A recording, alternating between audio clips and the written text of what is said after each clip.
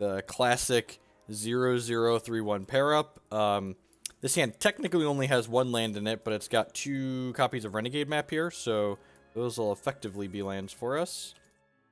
We put immediately under the gun here some zombies.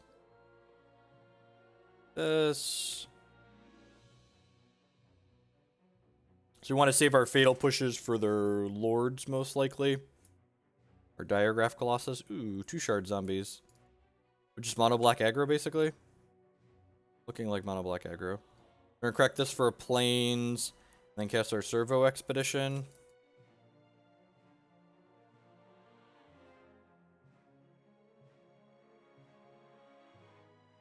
Oh!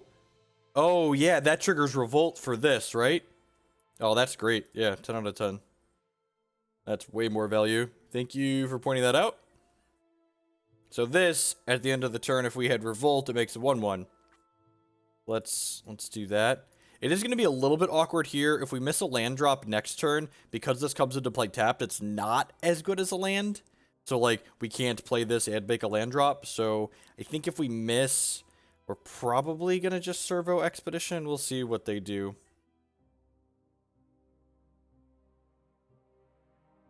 Yahenni.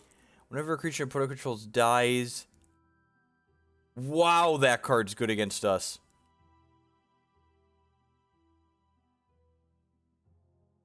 Wow, that card's good against us. Man.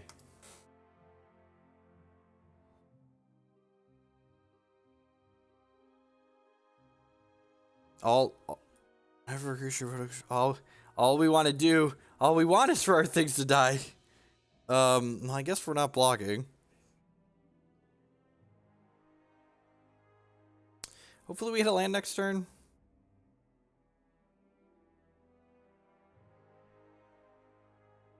We've got 2 Contempt in the main deck. Like, we're pretty far away from that. I guess I'm gonna attack them for 1 here and then crack this to a Costly Plunder.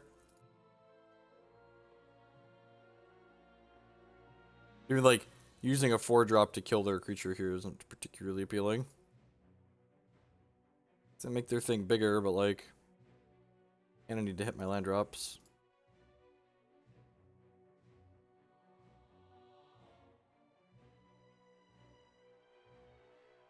Alright, sweet. Did that. I'm playing this Renegade Map out. Am I fatal pushing something? I probably need to fatal push something, right?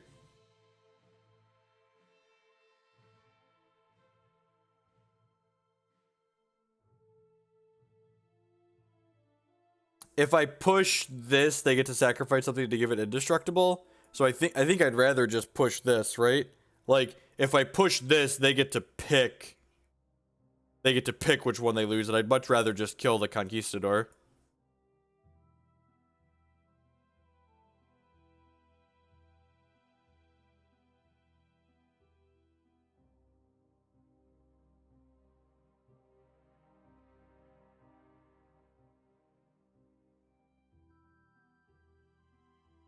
Correct, yep. Enter combat, kill this. Don't let them get their assault trigger.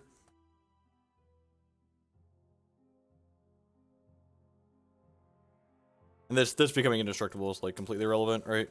I think I'm just gonna trade with the 2/1 here. Right, this seems fine.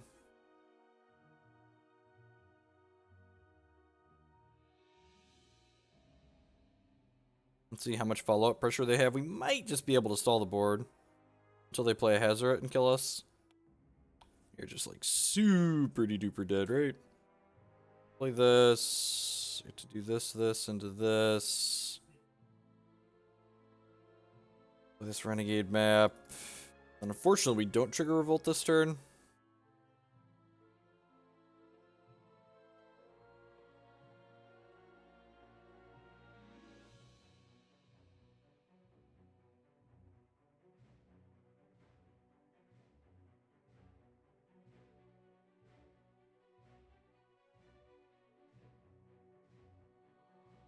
Pretty obligated to block both of these.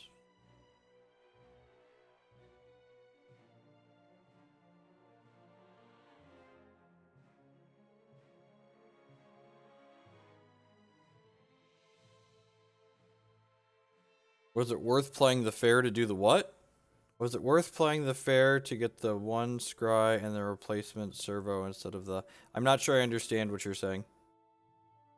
That's actually a pretty good hit, right? So we get to play...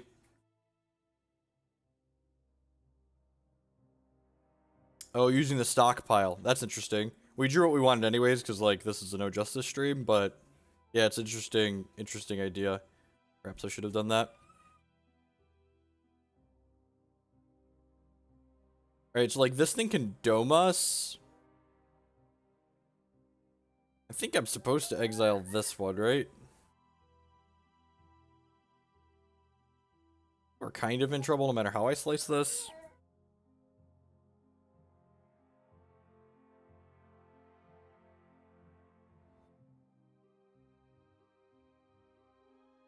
So we're gonna move to end step, get a thing. Yeah, I think we're super dead regardless, too.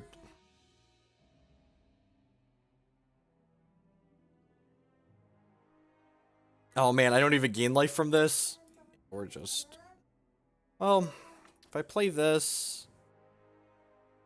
Yeah, actually, I'm just gonna do this. I think this is better, actually, than playing this, because we're not gonna gain life from this Contempt, because they just get to... Well, I guess I could Contempt this. I think I'd rather Contempt this, though, right? This has, Vigilance and Lifelink, so, like, this is gonna get to start gaining us some life, which is nice. So we get 3 guys here. Make different servos, that's funny. So, like, I get some chumps and some eats, and then I get to start attacking on the backswing.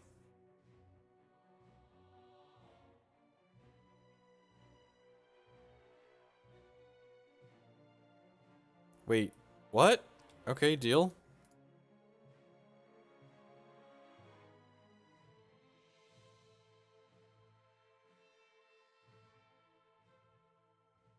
If I exile the Henny, I'll gain life. Wait, why didn't they attack with that? Did they just, like, click through it? They just want blockers? Alright, so I'm playing this. Man, are we in this game? It almost feels like we're in this game, which is weird. I feel like we're not supposed to be in this game. I would like to... Do I want servos, or do I want a 5-2? I kind of just want the blockers, right? Like 6 life draining power is probably enough.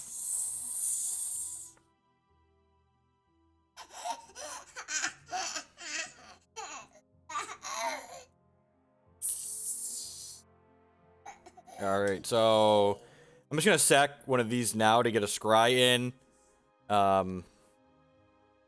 It makes this bigger, but like I have to chump block this thing indefinitely anyways, right? So like what's the difference? Sure.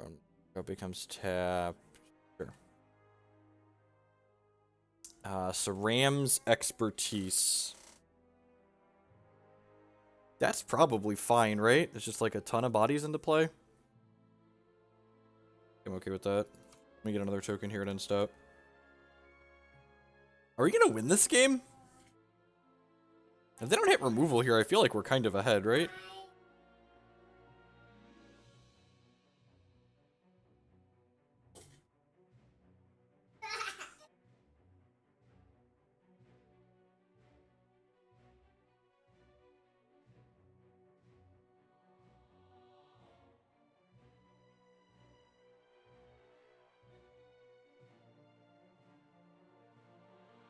I think I actually want to Contempt this turn, because this is like, we're basically under the double abyss right now, and if I take this off the table, we go to being under a single abyss. Oh, losing that many...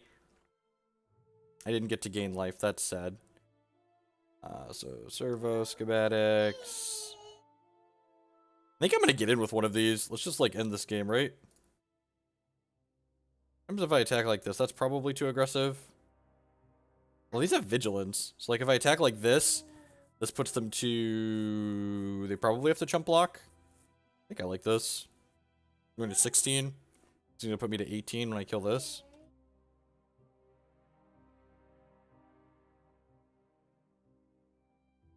They're dead in the air.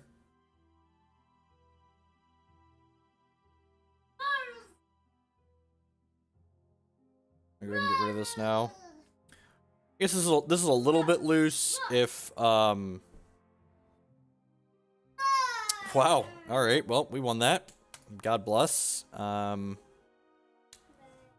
Aethersphere Harvester seems wonderful. Cast Out seems... Oh, Settle the Wreckage. Seems super wonderful. Cast Out seems fine. Noxious Gearhulk is certainly too slow. Fatal Push is probably fine. Alright, what are the trims here? Probably don't need all these Costly Plunders. 5 more cuts. Yeah, I agree. Gearhulk's funky. You think Cast Out's too expensive? I guess I have 4 answers here.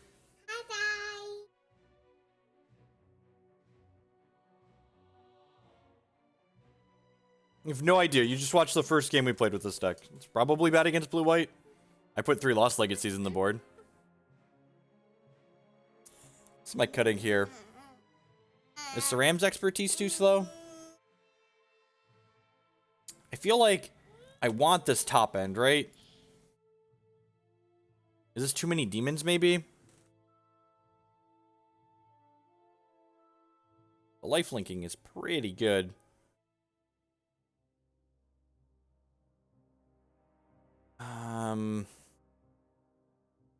Three more cuts. Demon enables their stuff too. Yeah, I guess that's fair. It's just like so large, right? Guess we can cut 2 of these. Sram's expertise may be a little bit too clunky too. Cut down on the 4s. Let's try this. Just like Angel of Intervention be the primary win con here. Although maybe if I'm cutting 2 plunders and 2 demons, I'm supposed to cut some servo schematics.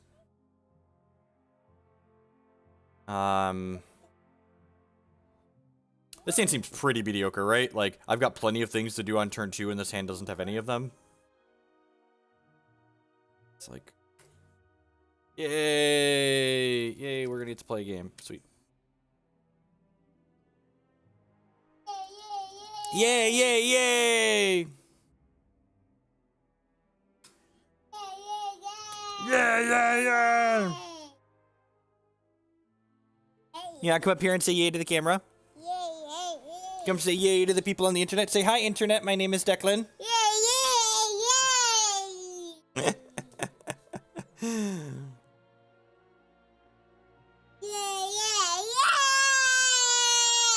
yay! Daniel, to answer your question, Marty Punker there in chat posted the original idea for this deck, and I made a few changes to it. He submitted a deck list that was slightly more aggressive. Hey, hey. Yeah.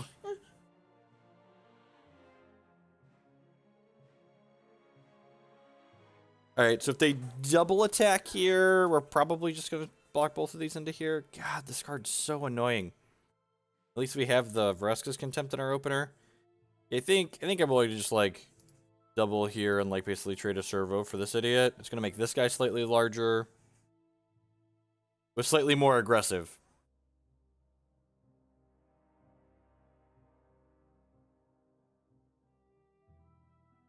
Play this.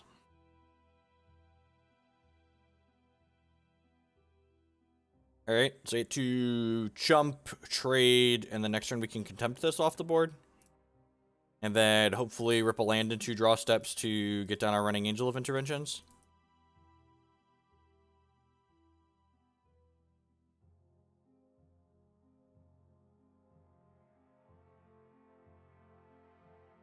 This thing comes back eventually, but at the same time, we're going to, like, that's going to be a little while from now.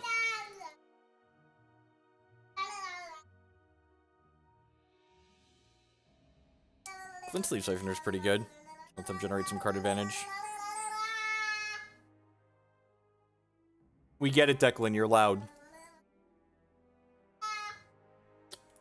What a tilt of a land. Pretty sure we just need to kill this Dorko this turn, though. This is kind of a combo with cards like Dreadwanderer.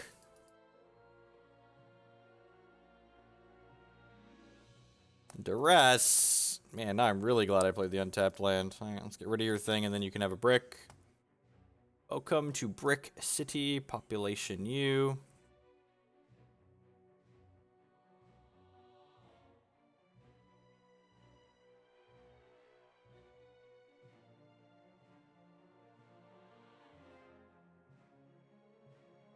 Untapped land would be sick.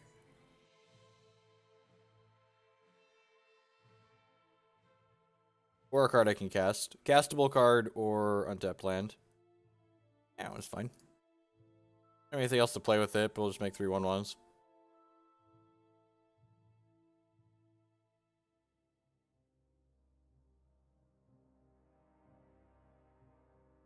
Now, so bluffs only, like, what does bluffing do? It doesn't do anything, right? It just like saves me a servo and costs me a life. I'd much rather just like be down a servo and have an extra card there.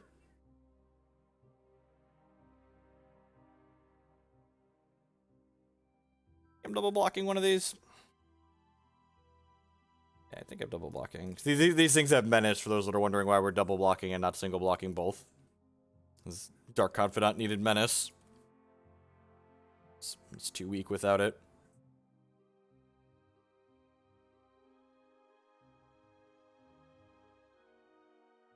Alright, now we should be at a point where these Angel of Invention are just going to like swoop in and take over the game, right? That's a pretty good one too.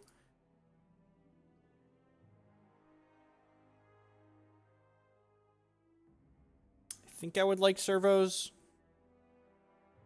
I guess I could put... No, I'm going to get servos here just in case they have a removal spell. It's much better against removal to get servos. I don't think I want to pivot and attack.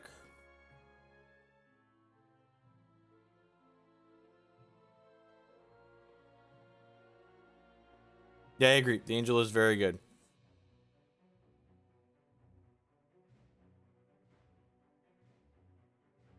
The artifact makes a 1/1 when it comes into play, and when it dies, it makes another 1/1. So if we could sacrifice it to the demon or a Costly Plunder, that's basically what it comes down to. So we're going to take 3 total on this attack. You get an energy. Yeah, I'm just going to double and trade here, I think. Take 2.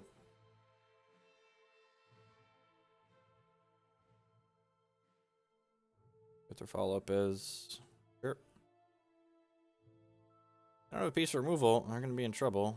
Stockpile, sure. Gonna play this out. Get servos.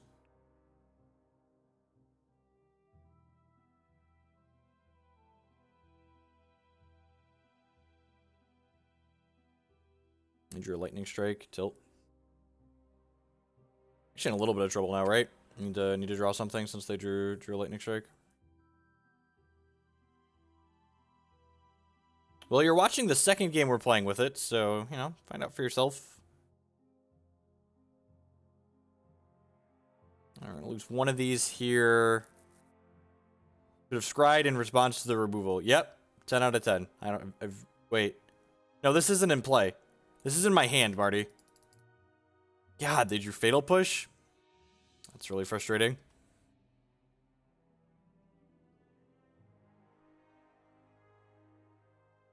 Five, 6, and 7. Sweet.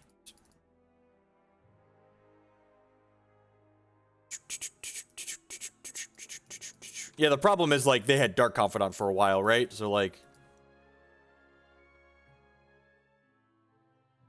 Alright, if we can dodge, if we can dodge lightning strikes for a little bit here, we're gonna be okay. This guy.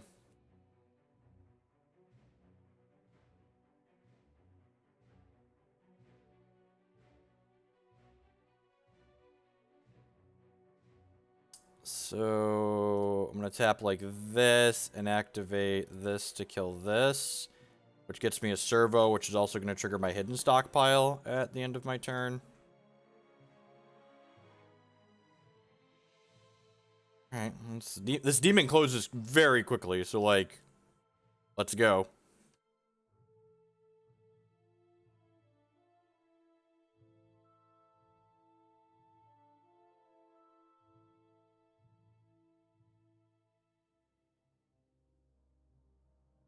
Sure. That was a missequence on their part. My opponent should have waited to play this, because now I get to block this and then use this, sacrificing this to kill this.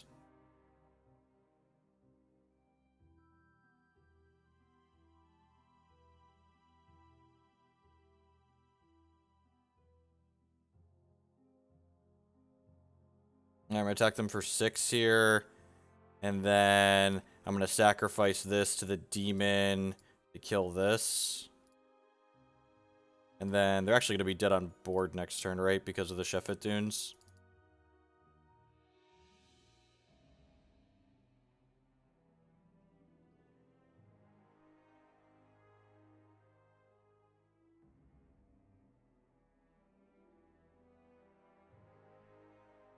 I don't know.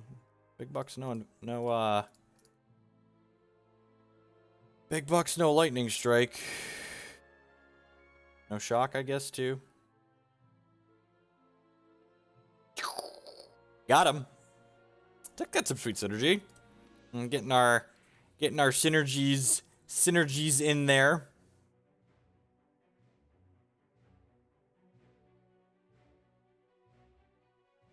Let's put this one on my tapped out page since it's unique.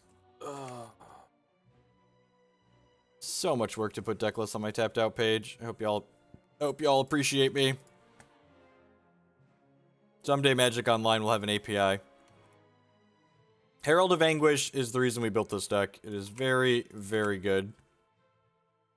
The goal is to find one of the... I feel like there's a payoff to be had in finding the best Herald of Anguish deck this season.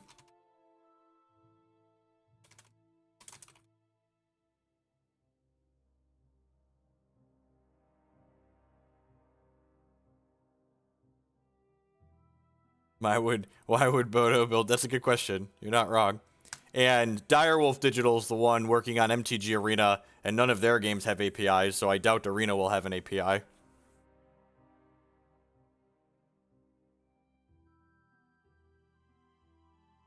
don't know about criminally underplayed, but like turn 4 Sram gives you a turn 5 demon, which is like fine curve. Saying it's great. Get to go Renegade Map into Hidden Stockpile, just like the dreams. Renegade Map enables Revolt for the turn 2 Hidden Stockpile, and then it also... Oh no, is it a beer match? And then it also is an artifact, so when you have enough lands, it helps you improvise out the demon. It's also technically fixing, right? Like this gets either color.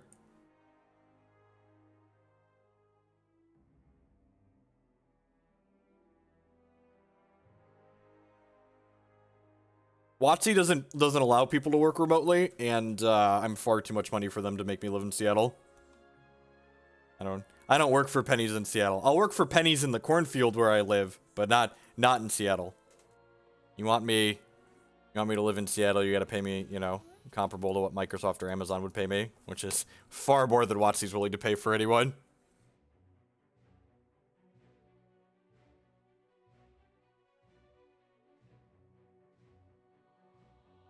Seattle is a great city. It's a very expensive city, though. I am realistic. Bloomington is a nice city where I live, and my house is 2,400 square feet and costs less than $200,000. Like, and I've got a giant lot where my kids have a huge backyard to play in. When you want? That's literally what you were watching. That you just asked me to turn off.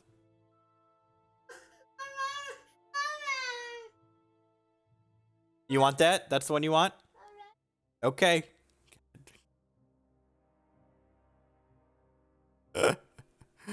All right.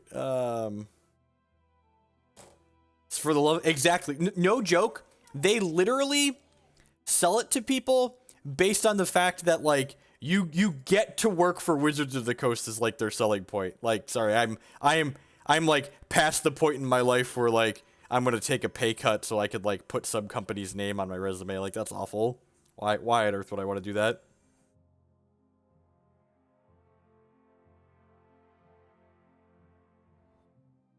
I'm an adult. You get like holiday cards and shit. It's great. I need money to put into an IRA, retirement fund, college savings for the kids, you know?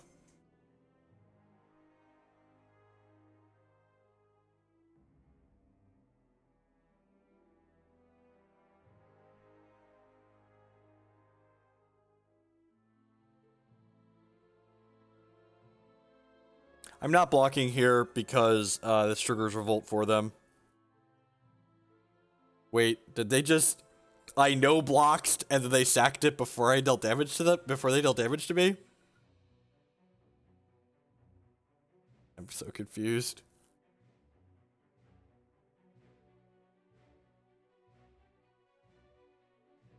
Second hidden stockpile.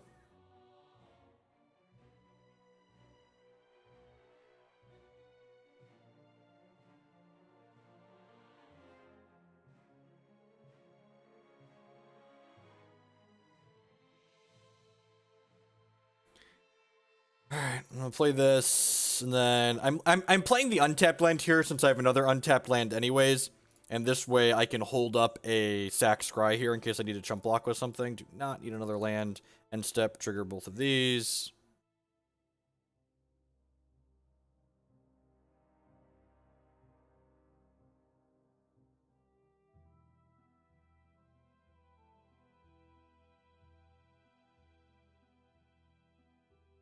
Is opponent's hand just like full of spot removal right now? Bantu's Last Reckoning. Sure. Costly Plunder. Yeah, that's great, actually. Because then I get to go Servo Expedition into Costly Plunder, sack 1, trigger revolt for the hidden stockpiles. Dude, it's loading. I get it, man. Loading screens suck. You are spoiled. When I was a child, we had to watch loading screens for everything. Back in my day...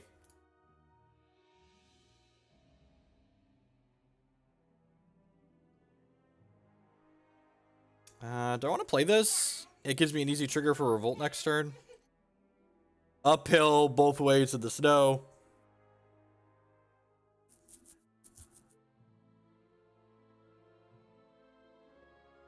Yeah, I'm not quite that old. I know I have no hair and I sound like a bitter, angry old man, but I'm not actually that old.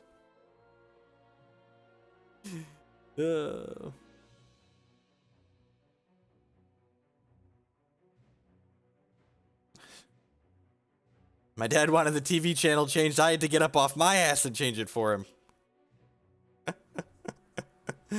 Oh, all the Renegade maps. Alright.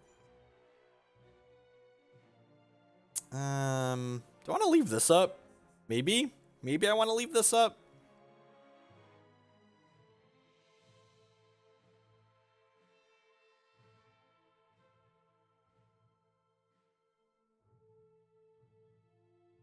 We got a map die, so these are going to trigger.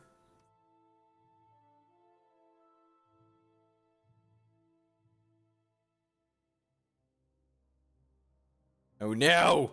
Dueling stockpiles. Do you have any useful artifacts to get with this Inventors Fair? Not really. I just have this one Noxious Gearhulk, which isn't very good in a token spear. I'm just gonna sit here and gain life with this.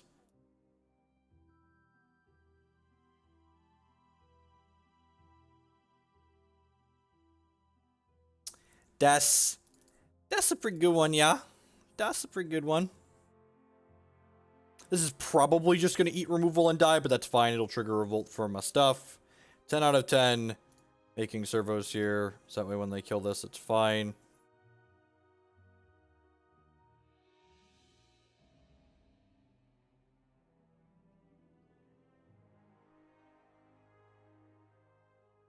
There should be a boat in this deck. That's not a bad idea, Bob. Some like pseudo removal type thing we can do with this. And if they don't have removal here, holy crap, they don't have removal. Well, I guess we'll sack this so we get a revolt trigger.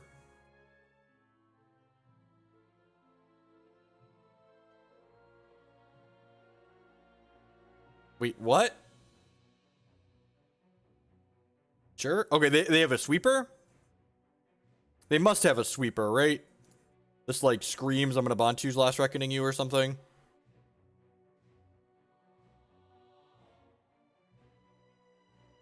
Renegade Reckoning or the one where they gain a life. I mean, like, if they have a sweeper here, looks like this is fine. Oh, they have Deadlands. They have a Deadlands, but that's a lot of damage to take. Play 4 main deck Fumigate. They play Fumigate plus Bontu's Reckoning.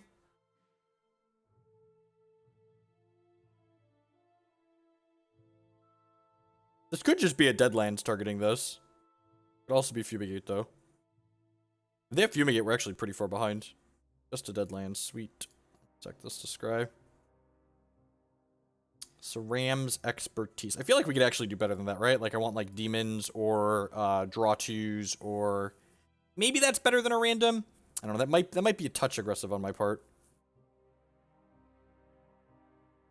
Are they... They're exactly dead, right? Because I have this Vraska's Contempt. Yeah, they're exactly dead. Oh, no. They're going to... They get 2 tokens and they're gaining 2 life. Never mind. I am silly. Math is incorrect.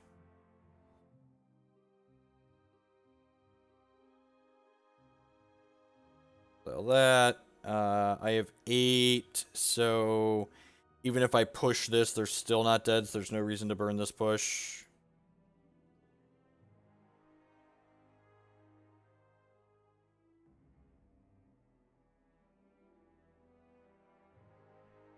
How do we feel about just pushing this? Is that too aggressive?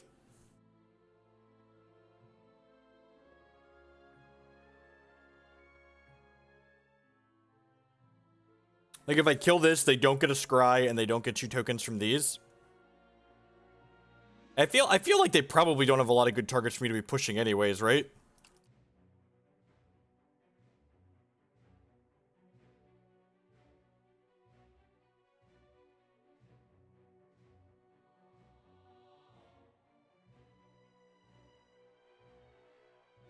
Like, the real downside is we get 1 less scry if they sweep us here. Sweet. Alright, so Fatal Push seems really bad. Cast Out and Settle the Wreckage seem fine. Do I want to go grind? I feel like I want to go grind. Like this Liliana's Majesty. The Noxious Gearhulk seems pretty terrible.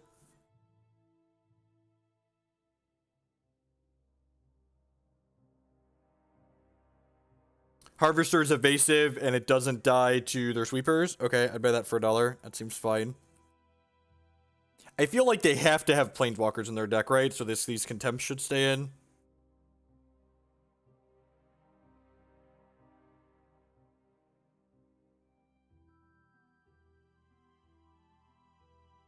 Racing Harvesters if possible. That's fair.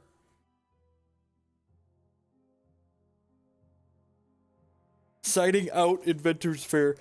Yeah, I guess I don't have a lot of good artifacts. Getting a land on the draw is probably not awful. How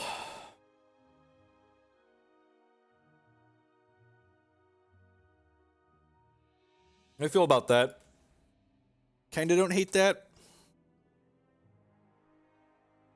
This card's similar to some of our other cards. It's also like another 4-drop, and I'm boarding in Cast Outs and Settle the Wreckage. Like, I want to bring the rest of my curve down a little bit, I think. I'm bringing in this, too. I think I like that. Seems reasonable. Yeah, I don't know if I want the Bloodfast. This card's okay. We have 20 lands and 4 Renegade maps, so I think cutting 1 land is fine.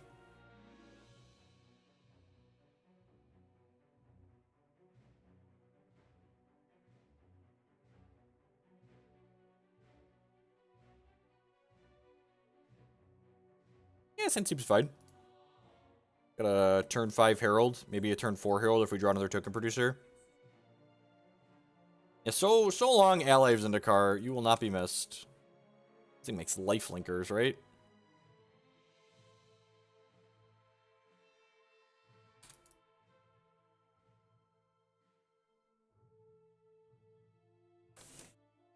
Yeah, the one fair I think is kind of free is the 21st land. That's why it's in the deck.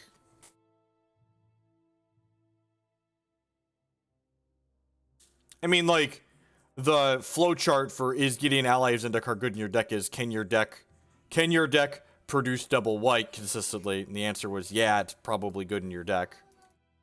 The flowchart wasn't very complicated, that's why the card was stupid. Hello, tiniest boy. How are you?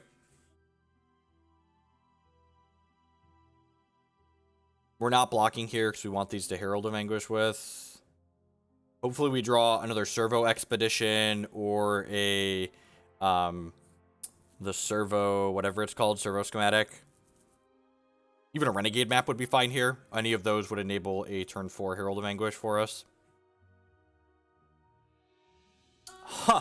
You know what? I wasn't thinking about it, but I wonder if Evolving Wilds is better than the Forsaken Sanctuaries I'm playing because we're playing Hidden Stockpile. That's probably true.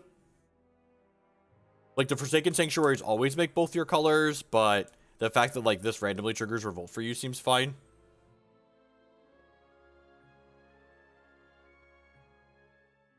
Look at that. Get that. There's the schematic I was wanting.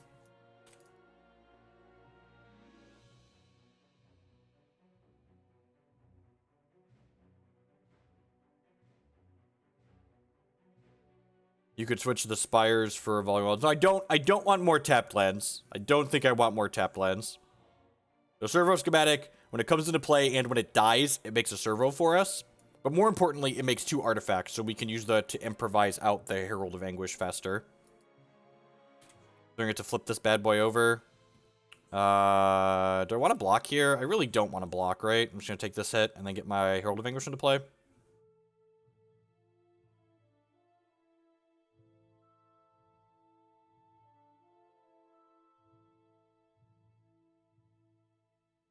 It doesn't seem great, but flip cards are cool. I think you're right in that it doesn't seem great.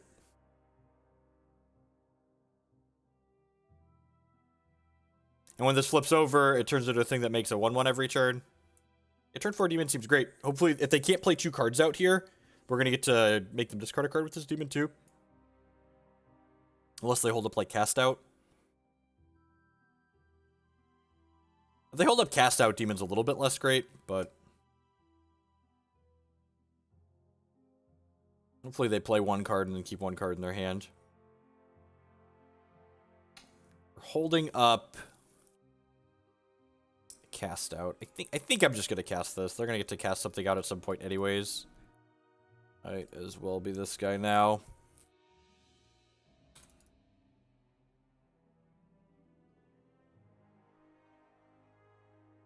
Alright, trigger. Well, they have the cast out. They lost a card anyways. A pretty good one to get. Yep, you've token. And this demon can sacrifice this to give us another token.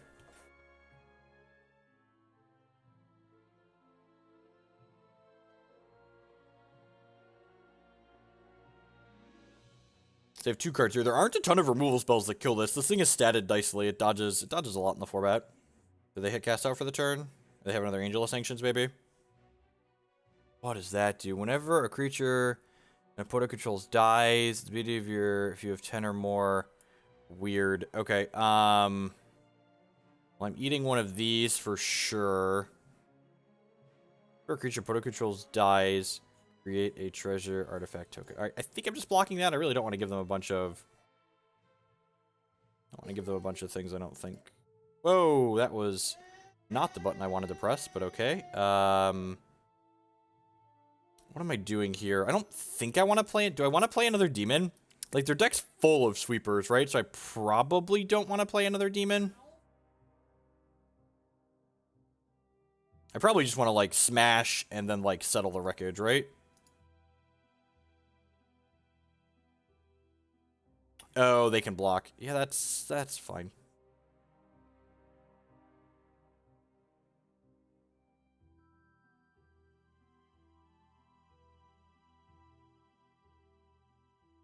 This demon's, like, attacked for 5 and made them discard 2 cards.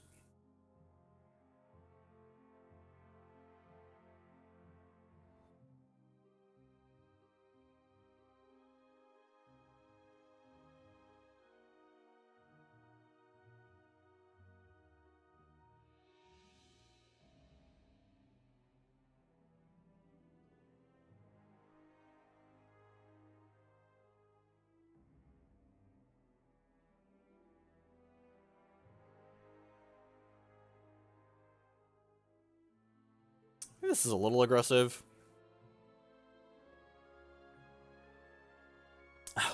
This thing makes treasures and treasures trigger revolt. That's cute. Thinking about that.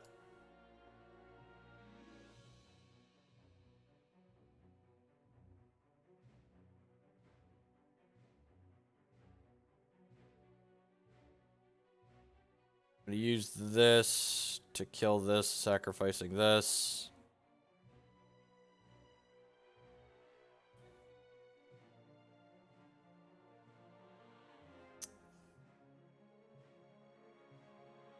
Okay, actually just want to be aggressive here. I think I just want to not play around the sweeper and just try and 2-turn clock them. Oh, I guess they're going to get to Angel of Sanctions me next turn, right? Huh. Didn't think about the Angel of Sanctions.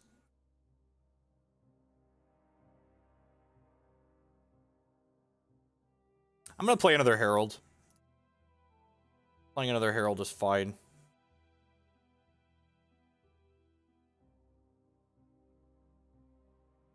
Because if they Angel, it actually kind of gives me insulation against the sweepers. Like, they need to draw a sweeper like this turn, right?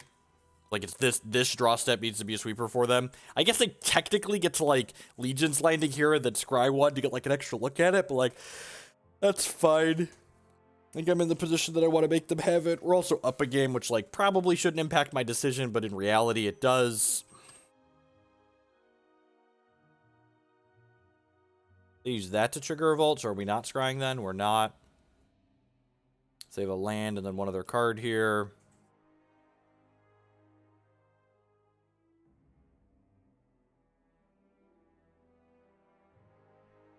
Assume this is just getting flashback. Unless they ripped a sweeper.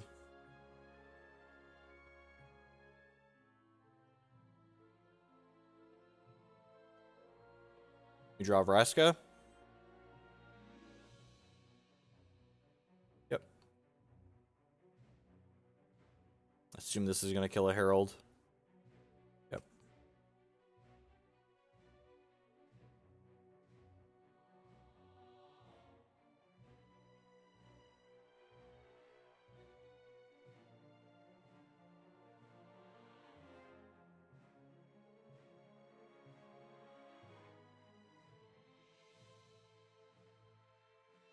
Oh, and we're embalming that off the treasure tokens. Okay, that seems sweet. Hopefully my opponent attacks this vampire. This attack is so good for us. It means our servos get to kill this Vraska. Oh no, they get a revolt trigger. Huh. Tilt.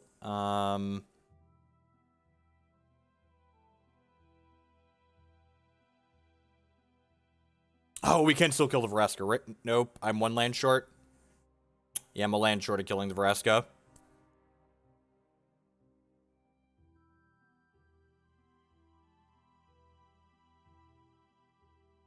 So I can play this. If this would have been untapped, I could have contempted this, used this to sacrifice this to kill this, and then ship 3 into here. But it's not, so I can't. I think I just have to pass here.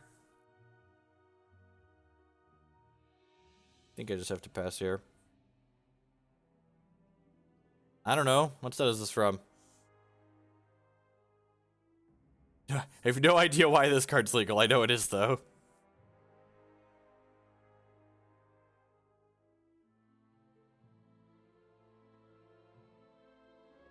I think I'm just passing.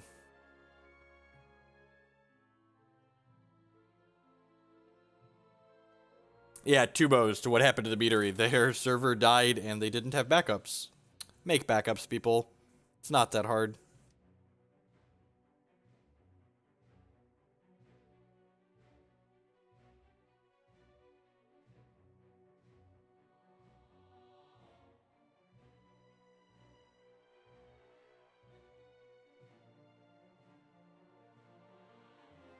We're not going to gain any life here because we're going to get to sacrifice this Hidden Stockpile.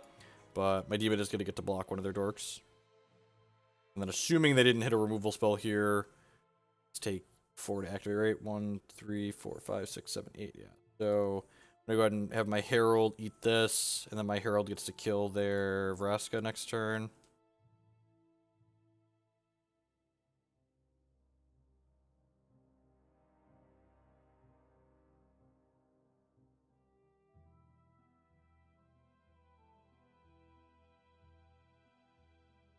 Our life total is pretty low. I don't think we can afford to play around a sweeper. Feel like I just need to take the line and get ahead, basically, is what it comes down to. This is a sorcery only, right? We get to kill the Vraska at least here.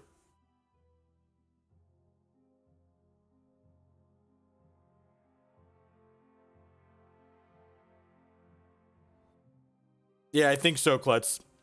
It was embarrassing to say the least. It's a touch embarrassing to say the least. Would you like to say good morning, afternoon, and good night to everyone? Thanks for tuning in here. I do appreciate it. Hanging out, playing some excellent standard this morning. I'm just taking this hit. This is 1, 2, 3, 4, 5, 6, 7. I think so. Nah, I'm gonna shoot this guy. Sacrifice this Renegade Map. We do not need another land. I would like to kill your 2/2. This gives us an extra turn on the swing. Yeah. Kinda, because like they're just gonna trigger Revolt for these things. I think that's probably gonna be too much for us to come back from. It's fine. We won game 1. We're into game 3 here.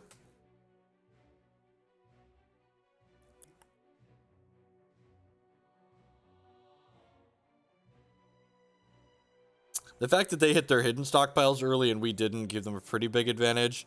Last set, when we both had hidden stockpiles, we ended up pretty far ahead. Yeah, that's true. Angel of Intervention would be very good for us. I think it's worth cycling this. I feel like Angel's like the card we want to hit, right?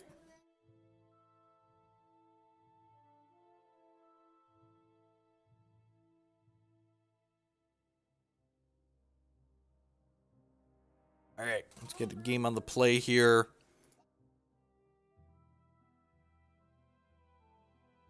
Yeah, I think I'm happy with how we boarded.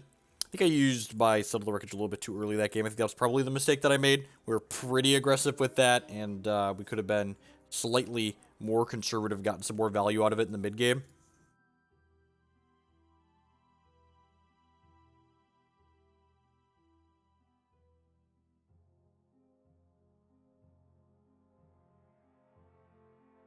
Yeah, sand seems great, right?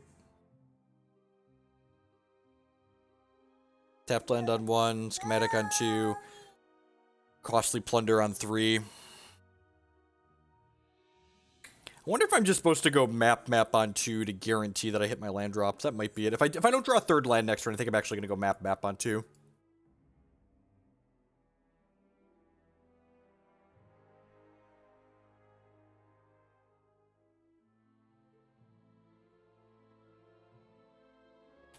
With this Angel in hand, I kind of just want to curve into this.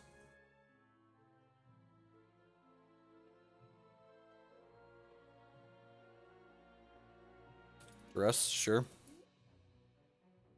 It's kind of sad. They're probably taking my Costly Plunder. Nah, I think that's narrow, Tom. I think you only want to board in a card like, Lost Legacy when there's a card like they're a 1-card deck. Like, they can win a game without having Hidden Stockpile in play. It seems neat. It's doing things I want to be doing. It's got, like, sweet synergies. Like I said, like, when we finished with the Grixis deck the other night, like, this was the best card in the Grixis deck, and I, like, wanted to try more shells for this, and this is definitely a new, unique take on a shell like that. This dress could go a few different ways. Like, I think, by a few different ways, I'm pretty sure it's just one of these two. If I was my opponent, I'd probably take this, but based on the context of their hand, could affect their decision. Check this, and then I'll play the Servo Schematic out, because it gives us a little bit more utility in the long game. So Servo Schematic, for those not familiar, 2-cost, artifact, limited staple, gives you an artifact when it comes into play, it gives you another Servo when it dies, but more importantly, for 2 mana, it provides 2 artifacts for us, so we can improvise with it on our demon. down the line.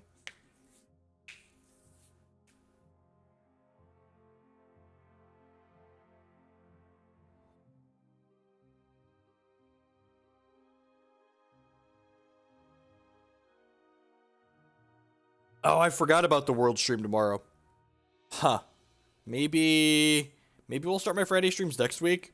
That's a good point, Immortals. I forgot about that. Where is Worlds at? Is Worlds in the US? Does anyone know? Just completely oblivious to like how WotC things work.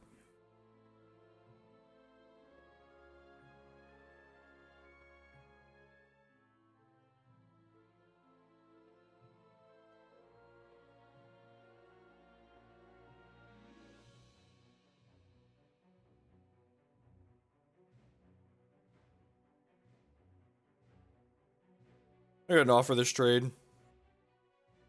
I probably have another way to trigger this hidden stockpile. Yeah, I'm a liar. I'm not going to offer that trade because I'm going to play this Angel of Intervention next turn and then have 2/2s.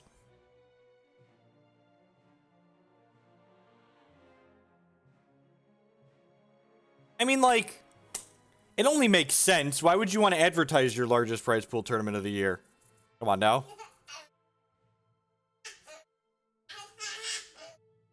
Fucking Wizards of the Coast, man. Oh, for fuck's sake. They're gonna take our Angels of Intervention. Oh, we get to draw a card when we take our Angel of Invention. First magic, then hex, then magic, then hex. So much digital cardboard, so little time and money. Thank you. So little money and tome. Intangible Hawk for the 14-month resubscription. I do appreciate it. Angel of Intervention. Yep. No, wait, this doesn't let me draw the extra card, right? That's a different one that lets me draw an extra card? This actually just takes my card away?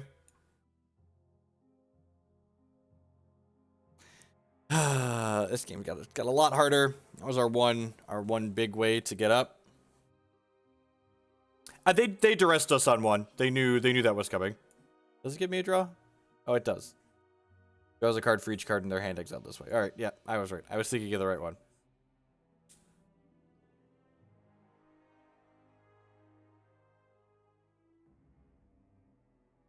Costly Plunder. That's decent. Ahoy, matey. Plunder. Plunder me timbers. Play the Schwamp. Step back. Crush him with these.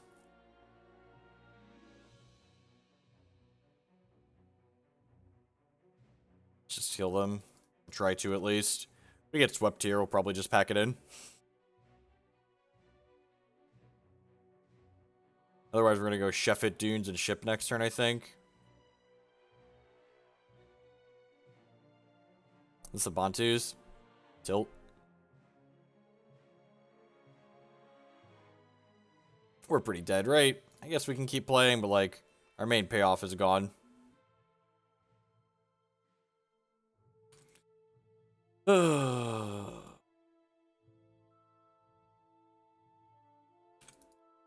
Why would you do that on my turn? Oh, this is their turn. Sorry, their lands did untapped, so I was confused. Because Bantus. That makes sense. Rains of poles.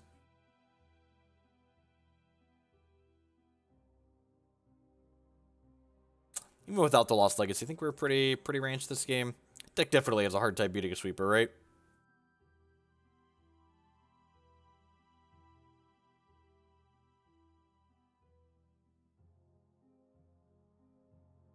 Yeah, potentially.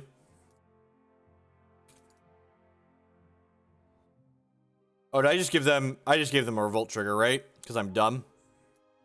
Remember that time I was dumb? Because I wanted that F6 value. So they're up a thing because I wanted F6 value. Tilt. Mistakes were made, chat.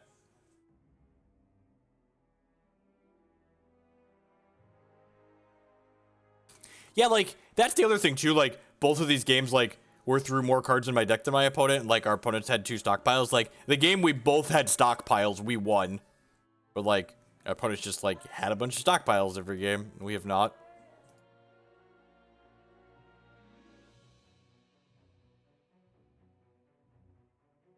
I mean, it's probably a testament to, like, how pot committed people are, right? Like, it's tough to, like, break away from something when you've got, like, hundreds or thousands of dollars invested in it.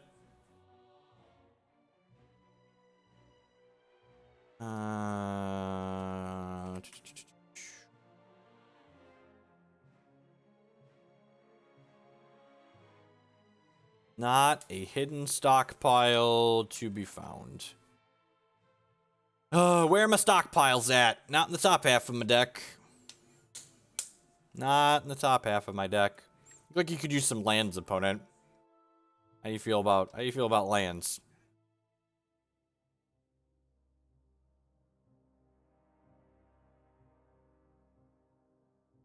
You have some lands. Enjoy.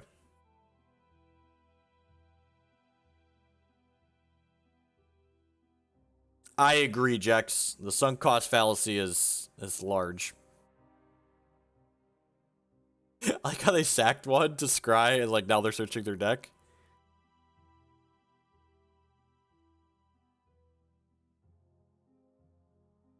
So I mean, like, Magic is certainly fun, but I feel like a lot of people that make statements like what you just said, Peach Fizzle, just like haven't invested much time or effort into any other card game. Like the number of Magic players, like when I started playing Pokemon TCG, that like, Pokemon TCG is so simple and it's a children's card game. Like, have you ever fucking played Pokemon? Pokemon is way more complicated. Pokemon standard format has way more complex decision trees than Magic standard format. Like, it's super complicated and very low variance. It's just like, oh, well, I've never actually played. I just assumed that it was a kid's card game and it was worse than Magic.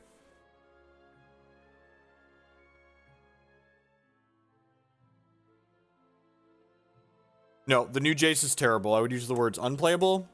It was really bad in the deck when we played it. Hey, look, we have hidden stockpiles in our deck. Weird. Weird. That's so strange. I don't even know what to do with myself.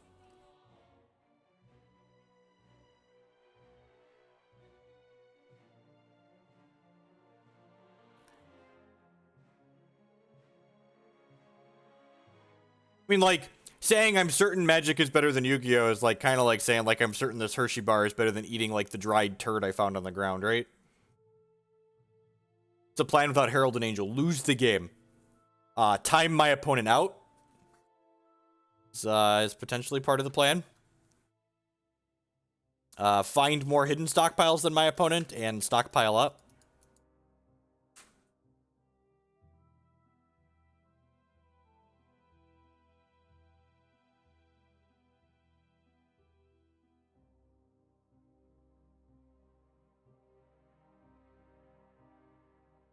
Oh, they sacked the priest so they can embalm it. Good catch. Good catch. My opponent looks like they could use some lands. What do you think, chat fam?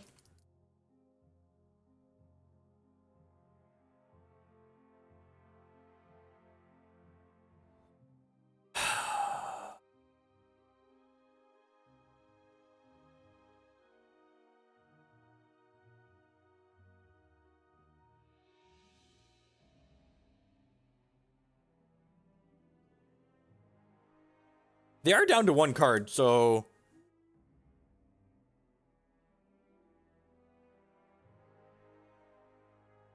Oh. Because I fucked up. Yeah, we're here. Messed that up pretty badly. Should have exiled this on my turn so they couldn't sack it and get it back. We were drawing pretty cold there anyways. They took our Angel of Sanctions and our Herald of Anguish out of our deck, which is like our two primary payoffs. We really don't have any others. I guess I had this Liliana Death Majesty in the deck still, but that's like not very likely to get us there. Maybe these Harvesters. Maybe we weren't just dead there, but after that punt, we were pretty close to dead. Hey! Also, because this is Auto, 3-month resubscription. Thank you for the continued support. I do appreciate it. Quarter of a year. Welcome back.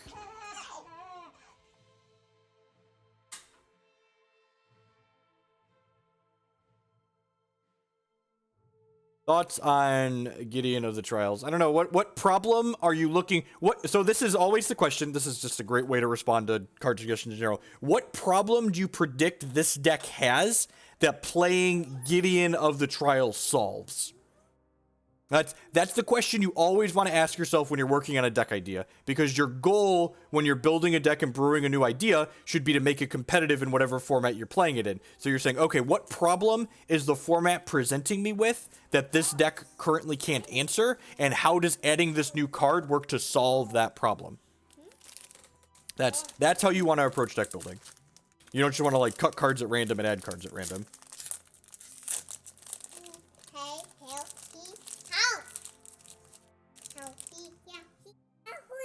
How does it win a mirror? How does it win a mirror via the emblem? The emblem doesn't do anything in the mirror, right? Like if I'm losing the mirror, they have more creatures than me, so they're just gonna put more creatures on the board and attack my Gideon. Oh, he's talking about blue-white approach. I have no idea. I have not played blue-white approach. Don't have an educated or informed opinion on that deck. Most of the blue-white decks are playing Gideon of the Trials, right?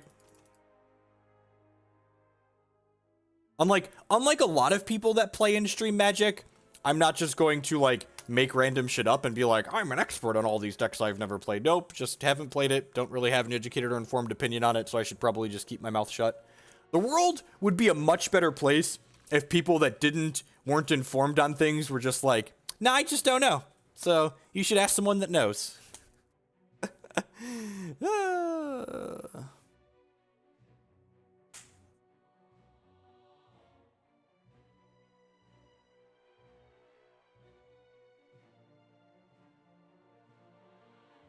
I mean, this looks like blue-white approach. I agree. This matchup's probably pretty terrible for us. That's not a great way to become president. You're not wrong, Marty. You're not wrong.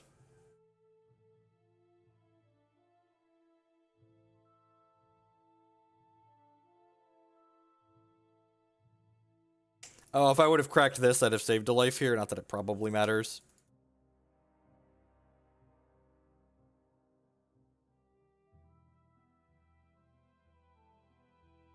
Let me go find out. Exactly, right? Like, it's okay to not know something. It really is. It's okay to just be like, you know what? I have to get back to you on that. I'm gonna have to do some research. I'm gonna defer to someone smarter than myself on the subject. Colemanio! A whale baby! Whale babies last 18 months? That's so long! Welcome back. Thank you for the continued support. I do appreciate it. 1.5 years.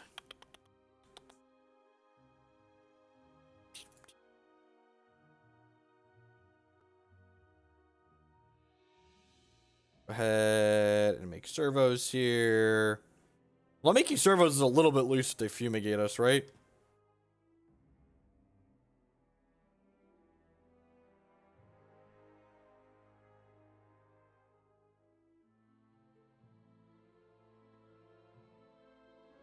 I wouldn't be surprised if the Ruby Diamond deck's a little bit ahead in that matchup. Their linear game plan is a little bit better. I don't know if the Tri-Shard Ardent deck has enough interaction to keep up with them. I want to test a bunch of like 2 to 3 Nature's Reigns in the reserves of the Ardent deck just so I can like have more spot removal for that matchup. I'm gonna concede to Fumigate here so we can play a post-board game where I've lost Legacy. To send a message, Tom.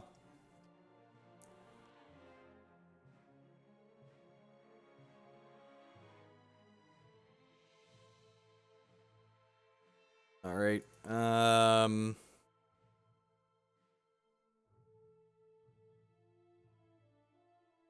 We could get settled here. I mean, like, I'm not attacking. Well, I'm just send 2 of these at Gideon. I'm gonna send 2 of these at Gideon at 1 in the...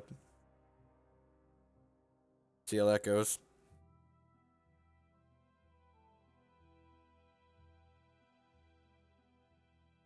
I think I'm gonna hold this. Is this Servo Expedition lethal next turn? It is, right? This is 8, 9, 10. I guess the Shefet Dunes is lethal. So I just hold this and try and kill them with Shefet Dunes next turn. I think that's the line. I think that's the line. I think the line is try and kill them with Shefet Dunes next turn. Oh, I guess if they have a Gearhulk, they don't die this way. It costs 5. Pull from tomorrow, sure.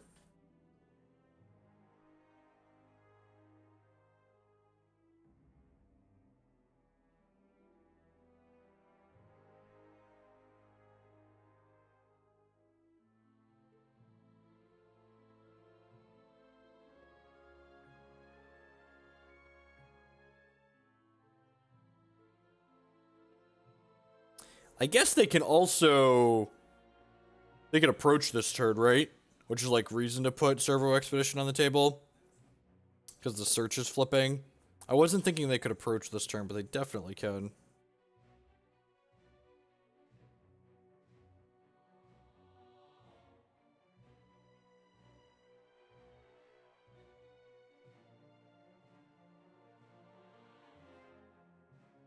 The Angel was plussed by Gideon, and I held back the other one just in case they had a sweeper.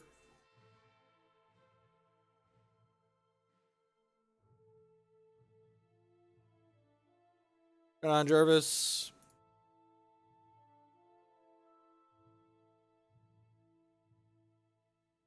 Sack the old Shefet Dunes here. I think I just want to try and kill them. Like, wreckage me. Wreckage me! Wreck me, opponent! Oh, God. Oh, thank you. Thank you for obliging my request, I guess.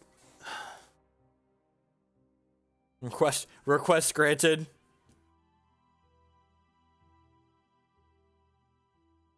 Oh, no! I don't have white mana because I don't have artifacts anymore. Punt. Punt. We're dead. We're pretty dead even if I could cast this card, but we're certainly dead. Not casting it. It was a true wreckage among us. Alright, so these fatal pushes are not particularly exciting.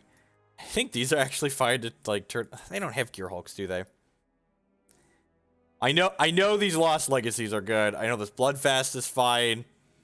Maybe it's us Majesty. Is there any way you guys would look at my... I do not look at deck lists while I'm streaming. So it's just something I don't do that.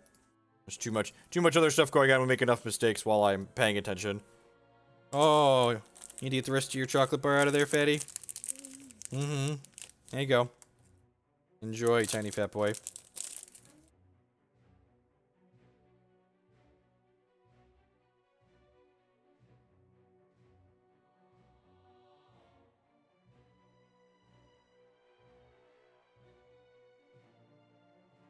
This is the one that exiles graveyards. They'll bring in Gearhulks, sure, but like, is that a reason to bring in this totem?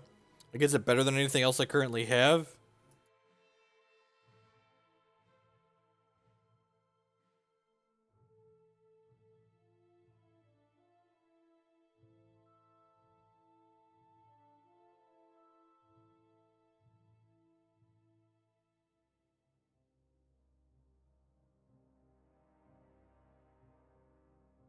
So the problem with our cast outs versus Vraskas is they can cast out our cast outs as well.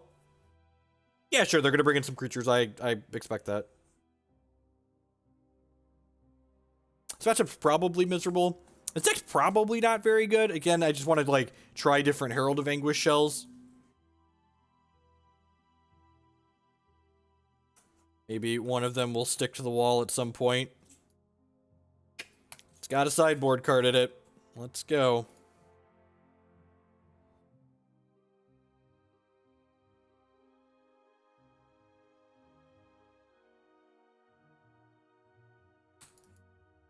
Nah, most of the crap we're sacrificing, we don't care if they counter this.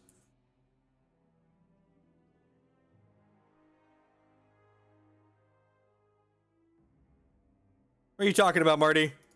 You just gotta believe. What does this hand need? A 3-drop? A 2-drop? Right there. Right there! Jeez, back off. Think I'm not gonna draw the 2-drop on 2? Look, you gotta be exceptionally lucky to drive around the country and be a pseudo-professional Magic player for 2.5 years. You're not doing that without being a dirty, rotten lucker.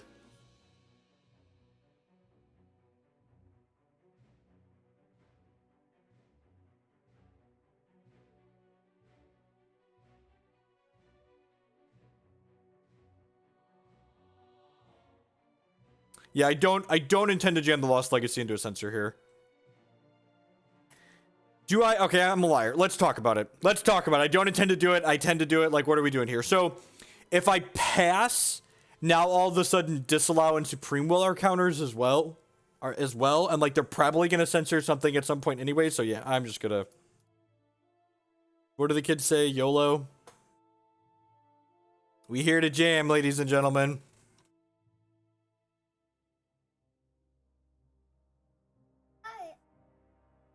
Thank you, Declan.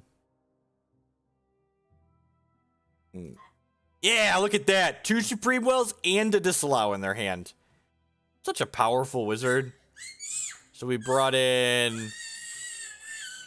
So the next one's naming Regal Cacatal, because that's their other win condition here. Take the old screenshot of Rooney.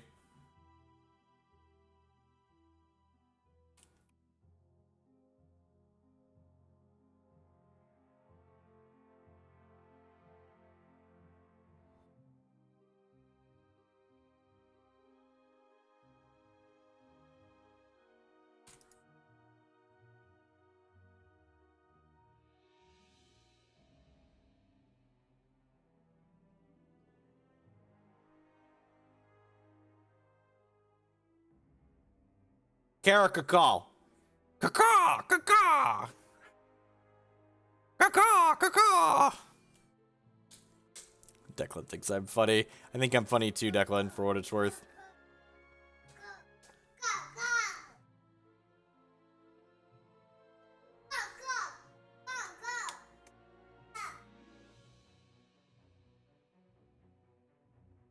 No, it's a parrot now. Now it's a parrot. Don't you understand?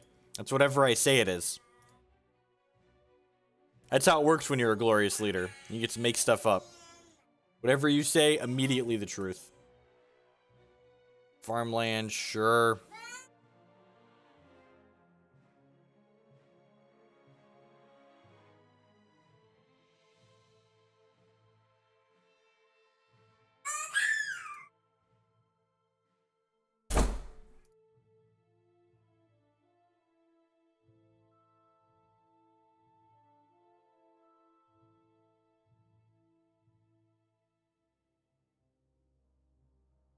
So, I'm not going to play into a counterspell this turn because my opponent only has 3 lands up. But next turn, when my opponent leaves 4 lands up, we're going to play into a counterspell because we want to play into counterspells on the turns where my opponent could potentially... Well,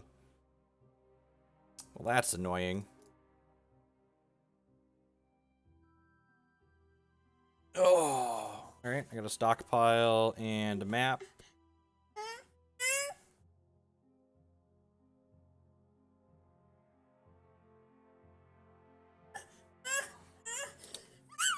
Make modern mid-range again. That sounds like that's a presidential commitment I could live by. Make modern mid-range again. Interactive magic for everyone. Come my servos, come my servos. You're my butterfly, sugars, servos. Outside of cast out, they actually can't take this off the table without it attacking. They have exactly Seagate Wreckage and cast out to deal with things that have resolved.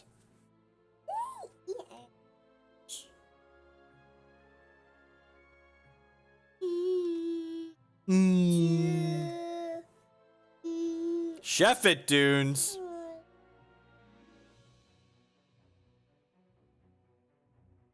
To make modern more mid-range, it would take actually enforcing the silly rules that WotC says they want the format to live by.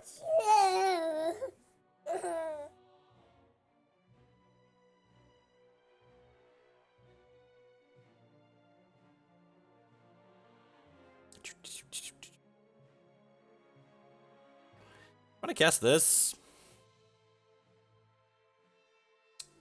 The odds they disallow this, probably non-zero. So I think I want to save this for when I have 7 mana.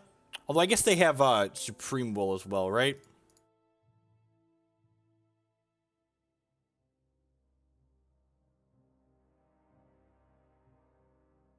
They do get to Glimmer this turn.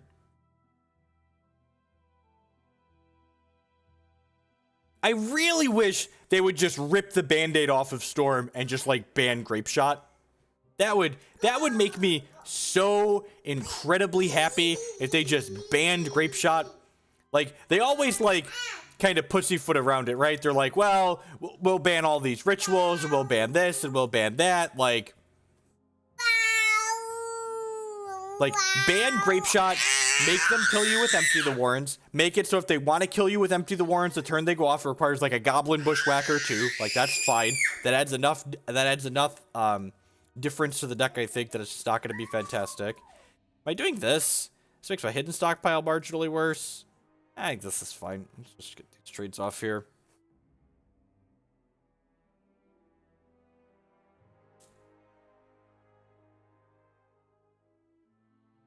It depends on what your definition of a problem is.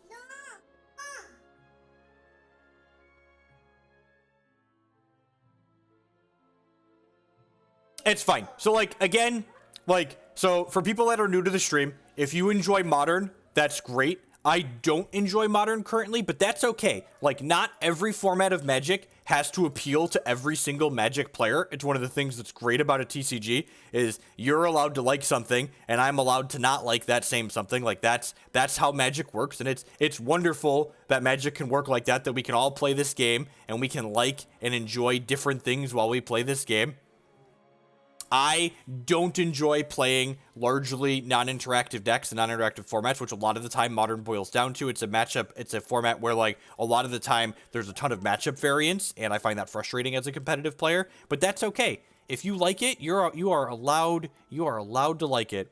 I will fight you until, and that's what. So, like, we talked earlier about like the sunk cost fallacy and like Magic players being pot committed, and like players spend so much money buying Magic cards to play the formats that they enjoy that a lot of people take it personally when you hear someone say, I really don't like this thing that you've invested a lot of money into. And like, it's silly, but like that's how people feel. That's how people work. They're like, well, I've got $2,000 worth of Modern legal Magic cards. You don't like Modern. You don't like me. You don't like the thing I've invested in. Like, it's like, no, it's okay. You're allowed to like the thing you've invested in. I don't have to.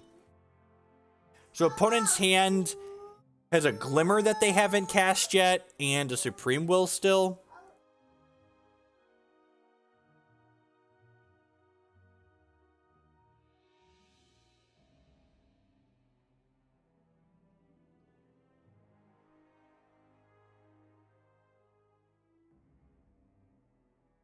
I feel like we have enough different people that come through that I need to say that, because like and like people like to jump on other people so much that whenever I say I dislike Modern, I feel like I need to back it up with that statement that like it's okay if you like it. It is, I swear.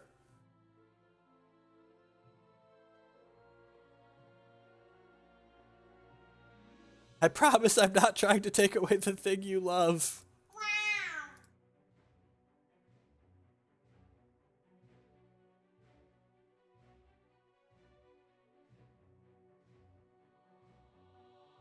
Okay, so this is an impulse here for a hard counter, perhaps.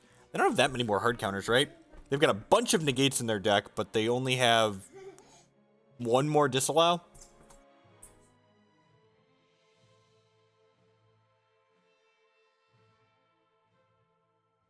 Ten out of 10 making servos here.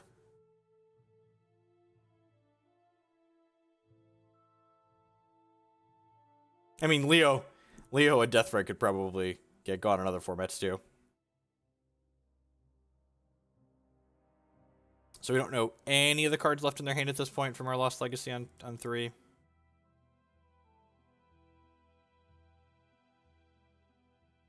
Second Cat's pretty good.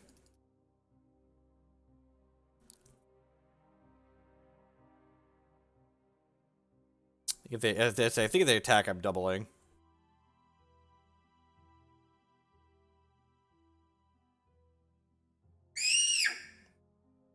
Do I just Herald of Anguish? I think I'm going to start by attacking with this Angel of Intervention and see where we go from there.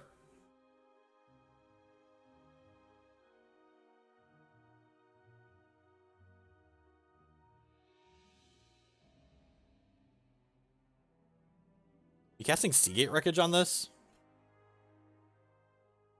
Well then.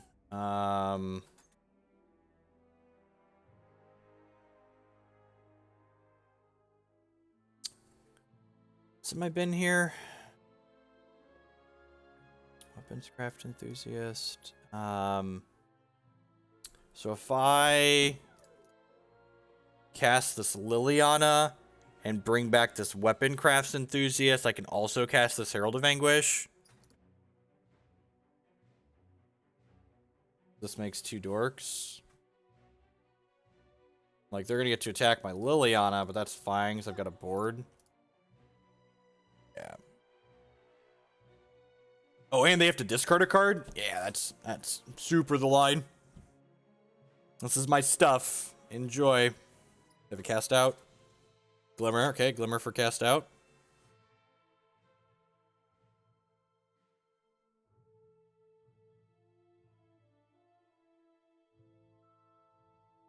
Do they have Fumigate? I don't think they have Fumigate. I closed it. I should keep that open. Let me open my screenshot of their deck list here. Downloads. Pictures. They are on 0 Fumigates in their 60 right now. They have Settle the Wreckage, and that's it.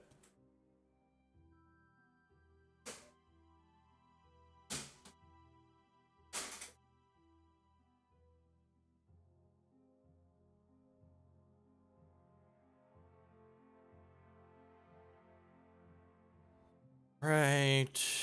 Do this.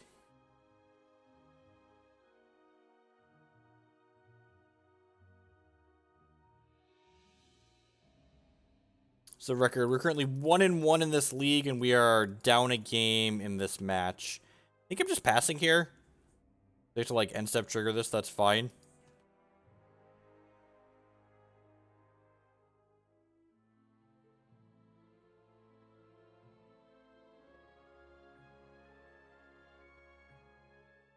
And they had Settle the Wreckage. Okay, yep. Careful, I'm down on clock. Yeah, that's fair. I don't think this match is gonna last that much longer. But thank you for the reminder. I do want to be careful with that. I have been dicking around looking at their deck lists and stuff. Have I enjoyed the play pattern of the standard format so far? I have, but I don't.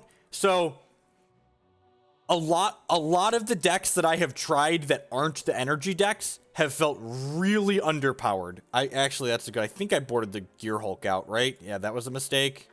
I actually don't have any good. I guess I could go get the servo thing. Another cat. I want to kill this cat in response, right? I want to kill this cat in response.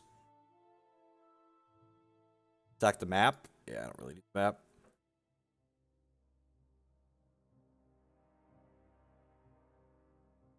You want to kill this other one too? Maybe. I probably just want to go.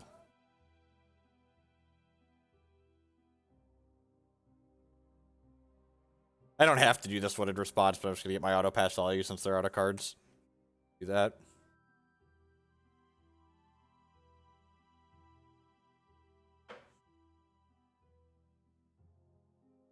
Oh, that means I can't use this now. It's kind of a tilt. Still haven't been to creature with this. I don't want to attack with this because it gives them a free attack on their thing. It's not in that great of a spot. They have after we answer these, they have a Gideon left. A singleton Gideon. Gotta dodge cast out, disallow, sure.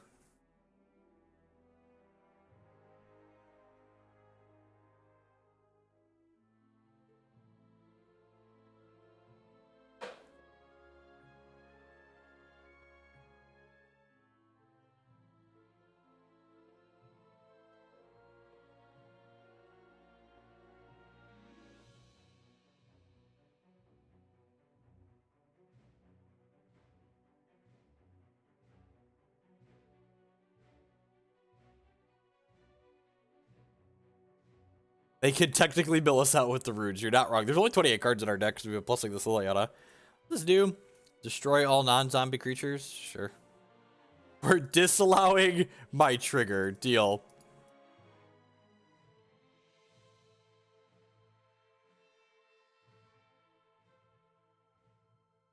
I think I'm going to cast Lost Legacy and name Cast Out next turn.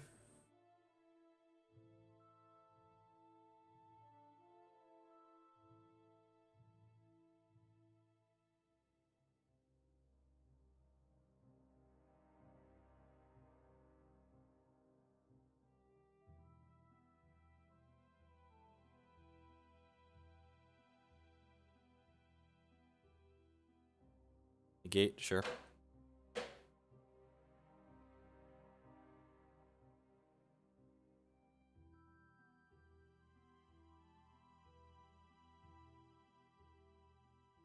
Alright, now I can start attacking with this. Well, these two.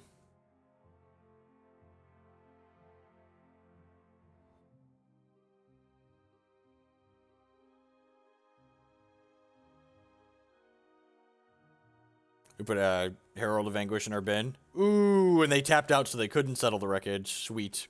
And we got to bin it on them.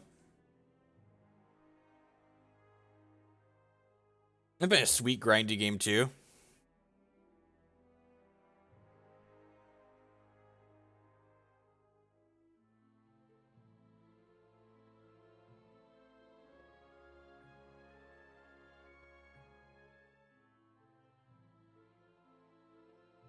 I'm gonna trade this servo for their thing here. That way they don't life drain with it.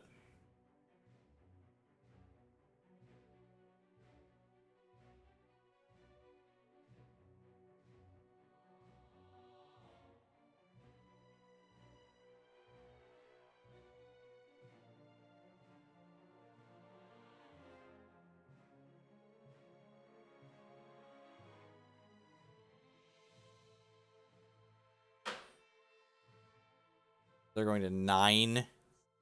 The chances of them finding a settle or a cast out are pretty good. Although I guess if they find a cast out, they're gonna I'd rather put this into play.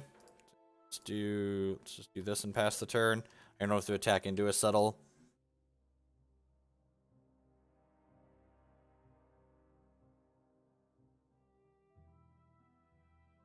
And classic grind through all their win conditions.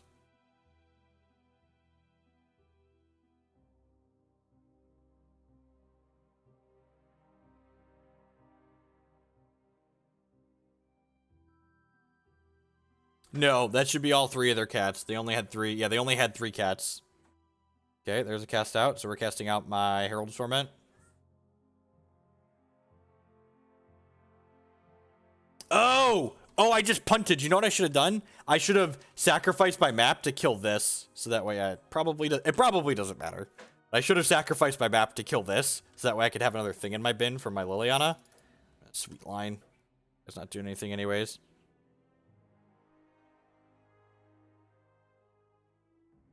I think Herald of Anguish is great. I don't know if this is the right shell for it. Oh, they were dead to the desert. I missed lethal. Missed lethal, quality shit. Hopefully they draw out of it now, because they deserve to. Make me click on all of my mana like a jerk. These cards are so tiny on the screen. They're so little. They're so little.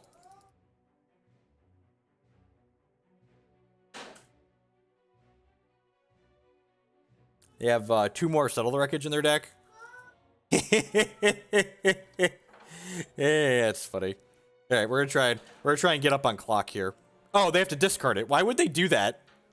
Okay, well now there's 1 Settle the Wreckage left in their deck. Yay! Punts and punts back.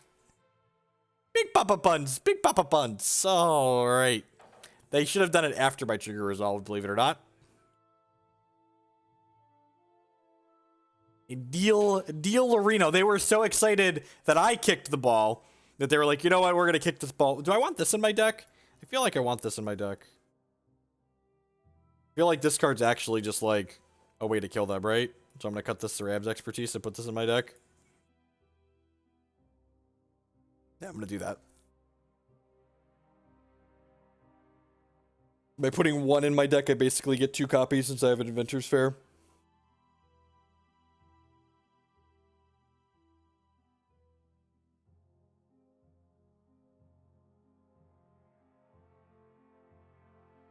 I would like to say good morning, afternoon, and good night to everyone, wherever you're out in the world. Thanks for joining us here. My name is Jeff Hoagland. I'm a TCG player and content producer, and I hope you're enjoying yourself. If you're new, remember to hit that follow button. It doesn't cost you anything. It helps other people find my stuff. If you're really enjoying what you see, please consider subscribing on Twitch or becoming a patron on Patreon. Subscriptions are half off, continuing September into October, so all new subscribers to the channel are half off. You can also support my content by supporting my sponsors, mtgotraders.com. We'll have to buy and sell Magic Online cards with you. Use code Hoagland PayPal at checkout there. You'll save 8% on your singles orders with them. CoolStuffInc.com buys and sells a lot of cool stuff, including TCG singles. Using promo code Jeff5, you can save 5% on all of your singles orders with them. InkedGaming.com will love to help you customize your gaming experience using promo code Jeff12 there. You can save 12% on custom playmats, mouse pads, and sleeves. And then finally, SpareDeck.com offers kind of a unique service. Let's say you want to give this black-white deck a try, but you don't want to commit to buying the cards that you're missing in it. You can rent any physical, standard, or modern deck from SpareDeck. And it's kind of convenient when you're changing decks a lot, or if you want to try before you buy. Is there an easy way to take stock of your hex collection so easy to judge what you have and what you're missing? Yeah, Sesamato, you should enable the TCG browser API. It'll help you figure out what you have and what you don't have. It'll sync your entire collection to there. I wanted to start streaming. What service do I use to procure a deck without buying it? My sponsor provides the decks for me on MTGO. So MTGO Traders provides me with cards to stream with. So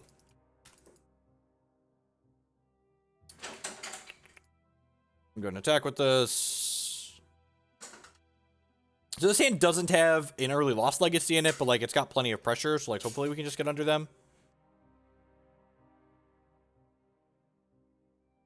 I'm going to go ahead and jam another Hidden Stockpile here.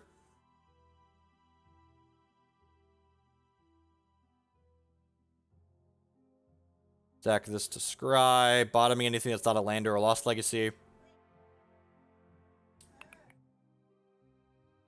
think that qualifies as not a land or a Lost Legacy. Yeah, the new Hex Draft format is basically a cube with sets 3 to 6 cards. And it's not Phantom, so for the normal $7 cube. For $35 a month, you can rent like some standard decks. You can't even rent all standard decks when the cards are expensive. They have like a $1 limit on it. It's really awkward. I looked into them before I picked up my sponsor. It's pretty expensive. It's kind of cube. It's technically like, I guess it's closer to a Modern Masters-esque set, right? I don't think I'm going to be playing Modern anytime soon, but I think if you wanted to play Modern, the Ad Nauseam deck ticks all of the boxes you want to tick in Modern, which is being fairly linear and non-interactive. I'm going to go ahead and Costly Plunder here. They might play a counterspell, but like if they're countering this, then they're not playing Glimmer this turn. And sweet. So we get to do that, and then we get to trigger these Hidden Stockpiles.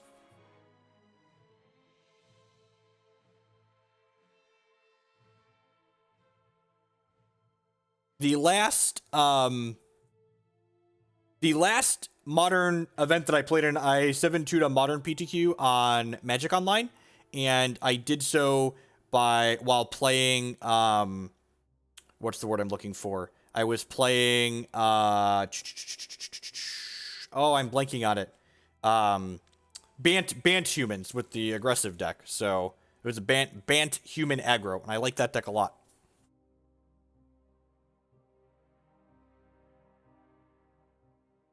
What do you got here? Okay, you have a cat? Sure. I can just Contempt that off the board.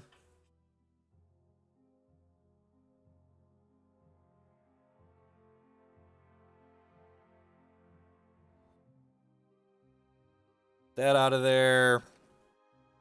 I'm going to attack with these Dorkos. If they block, we trigger our stockpiles. If they don't block, we scry 1 and then trigger our stockpiles.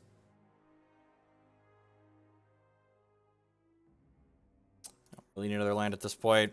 So we're going to start seeing open since you don't really know what you recommend between Ad Nauseam, Affinity, Abzan Company, or Titan Shift. I would recommend playing Titan Shift or Affinity, whichever you are more comfortable with. I think those are the most powerful linear decks of the ones that you opted for. You just want something that's going to allow you to ignore your opponent.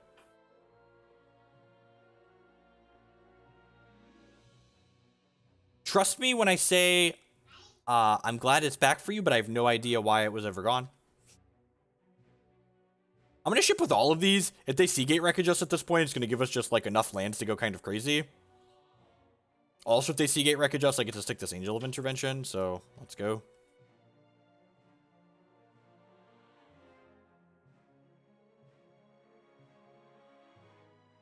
You blocking now? Sure.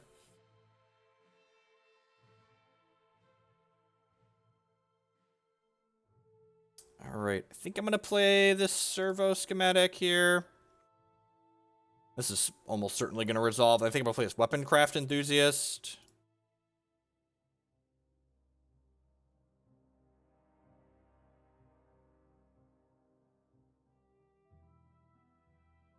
The Marine response? Yeah. They have a sensor. They might censor this.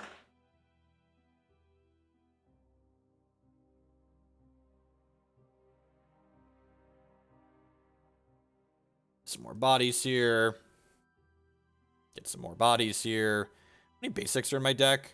1, 2, 3, 4, 5, 6, 7 total. I have 3, so there's 4 basics in my deck right now. They have actual... Okay, so they boarded Fumigate back in. Interesting.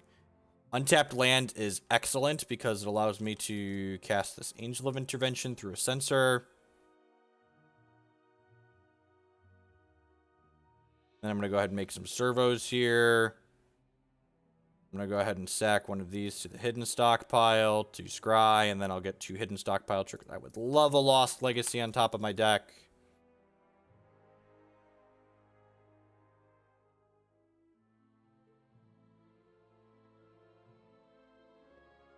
Sure.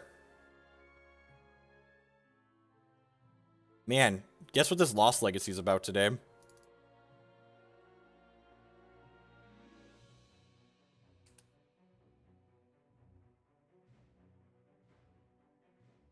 Negate, disallow, Seagate Wreckage. All right, let's try not to timeout here. Take an updated screenshot of Rooney.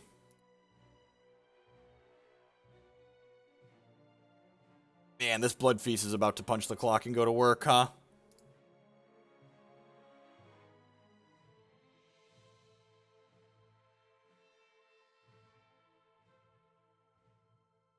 Attack with all. Almost auto-yielded through. Need to make a stockpile sacrifice. Bottom of land at this point. End step, get 2 tokens.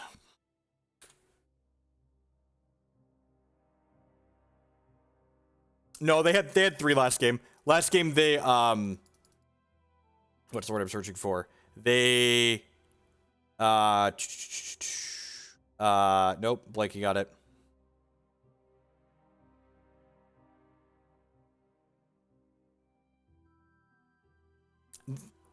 The availability of Magic cards is not the reason I'm not playing in paper. I have on the back of Spare deck, getting cards is super easy. All right, let's pay 2 life, draw a card.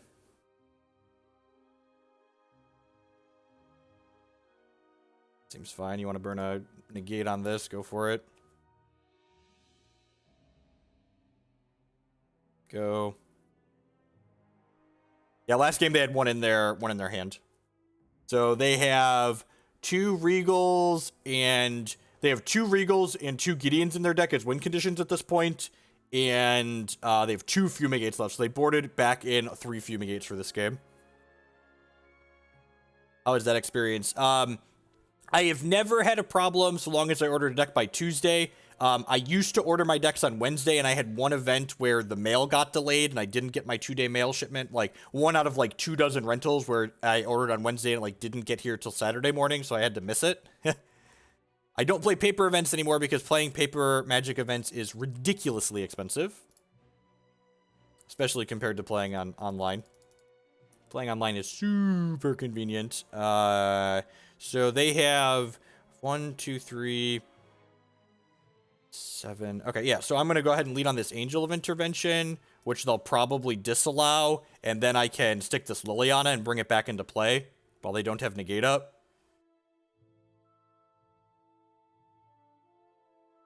Yeah, playing in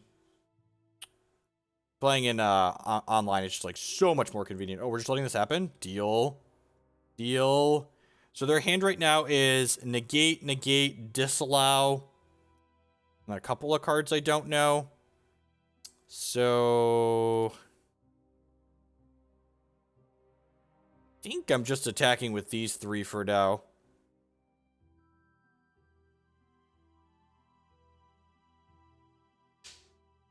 I mean, it is convenient. Anyone that tells you it isn't convenient is just lying to you. Especially compared to Paper Magic. Like, Paper Magic is a giant hassle.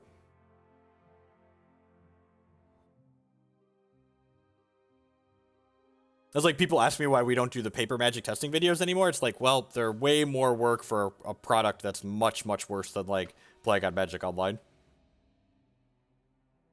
Sack one of these. I would love a third Hidden Stockpile. Thank you very much.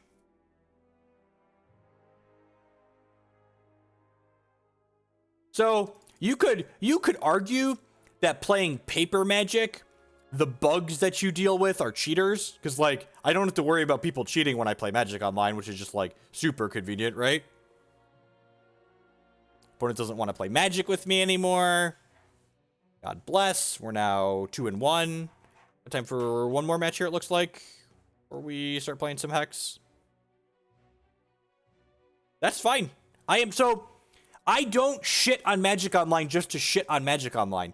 When I talk about things that Magic Online does that are frustrating, it's because they need to be addressed. I am all in and very willing to be realistic and honest with people and tell them when something is good about Magic Online. And the fact that it allows you to play a lot of Magic from the comfort of your home, like that's great and it is convenient. That's just the truth. Anyone that tells you otherwise is lying.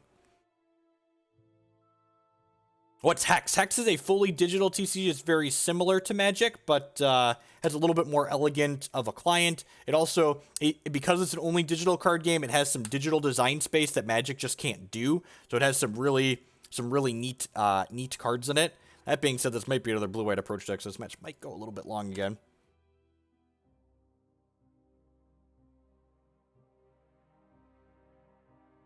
Play this. Do you want to censor a Servo Schematic?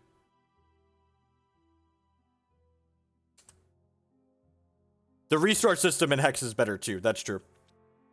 So one of the things, the biggest selling point for me as like a competitive player and someone that wants to like have lower variance in the games that I play, Hex doesn't use a fully random opening hand algorithm. So in Hex, the opening hands that it generates don't include the 10% most resource light hands and 5% most resource dense hands that your deck could generate. So basically, compared to Magic, everyone in Hex mulligans 15% less.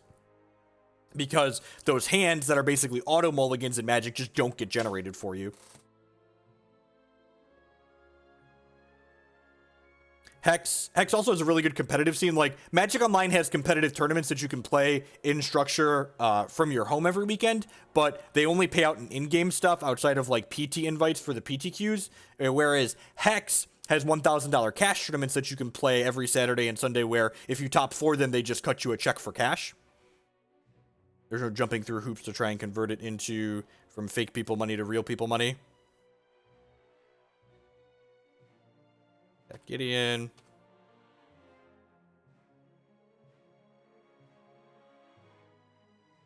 Yeah, so I played Eternal for a while, and, like, Eternal has the system where, like, they just, like, guarantee you have, like, X amount of cards in your... They guarantee you have, like, X amount of types of cards in your opening hand, like, 2 to 5 resources, stuff like that. I was like, that's pretty cool. It reduces some of the variance. Then, like, Hex came out with their system. I was like, this is way more elegant.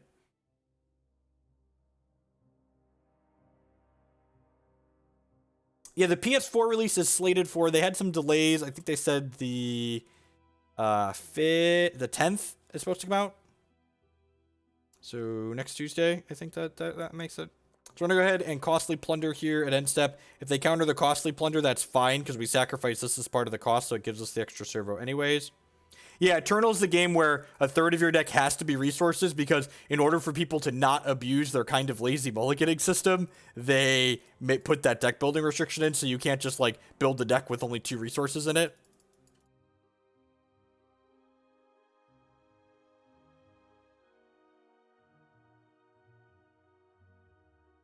I wonder if I'm just supposed to... Ooh, that's a good draw. I'm gonna send all of these at Gideon, minus the one that can't deal damage. We might get Seagate Wreckage here, which wouldn't be the worst. I just get to, like, Vraska's Contempt to Gideon. Yeah, Costly Plunder is great. I'm just gonna go ahead and pass here. So I attacked the Gideon even though I drew this Contempt, because I think there's a pretty good chance that this Contempt doesn't resolve.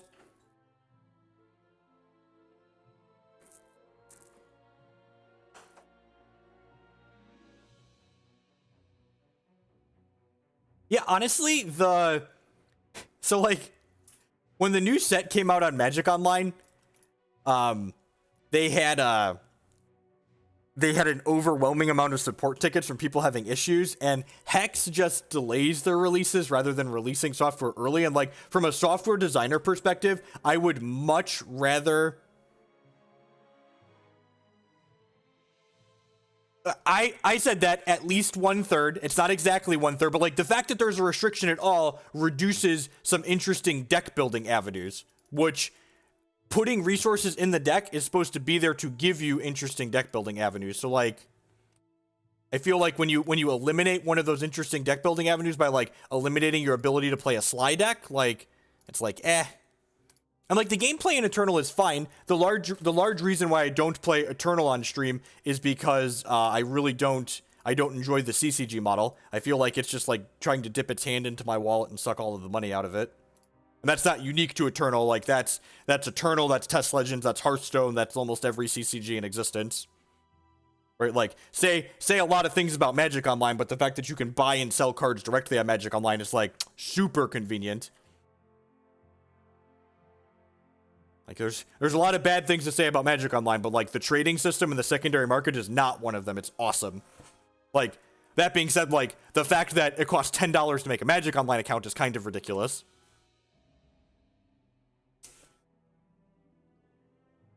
For those of you that have never tried Hex before, Hex also has a full buy-sell trade secondary market, so if you're kind of CCG phobic like I am, it's convenient for that reason. I mean, they're probably just, like, approach, untap, approach, right? Yeah. Yeah, I like the gameplay in Eternal a lot. It's really quality gameplay. Like, they have some really smart people doing design on those cards, like LSV and a few others, like big name Magic players that, like, are really good game players and obviously good game designers are, like, designing the sets in that game. But it's like, I just can't justify putting the money into it.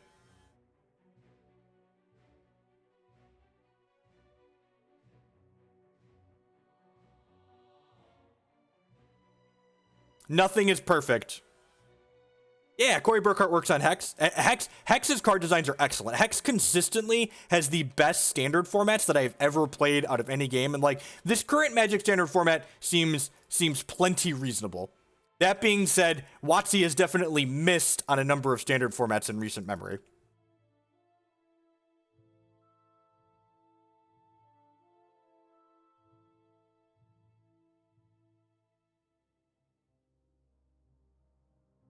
Yep. We realistically can't win the game, right? I guess I could, like, pump out enough tokens here, maybe. That's definitely helpful. Maybe we can pump out enough tokens to kill them before they find this thing. I don't think so. Maybe on the back of the Shefet Dunes this is going to be possible. Fumigate was kind of backbreaking. I would love servos. And then we can actually turn this guy into a guy who has a point of power by sacrificing it to trigger Revolt. I would love a Sram's expertise. Would I really? Probably not. I don't actually know. I think we're just dead, right? They're gonna get to Impulse. Oh, maybe not. Oh, maybe I wanted that Sram's expertise. Was that gonna be lethal? I should have counted better. Yeah, that probably was lethal, right? Because they can't... No, they're going to get to cast it next turn. Yeah, they're going to get to cast it next turn. Yeah, I'm going to move on to the next game here. Because they're going to get to dig 4, and this dug 1, and then draw steps. Yeah, they're going to get to approach next turn, and we can't kill them this turn. Alright, so let's just board like we boarded last time. These Fatal pushes out. Lost Legacies, Blood Feast, Liliana in. I cut 2 Sram's Expertise as well. I think that seems fine.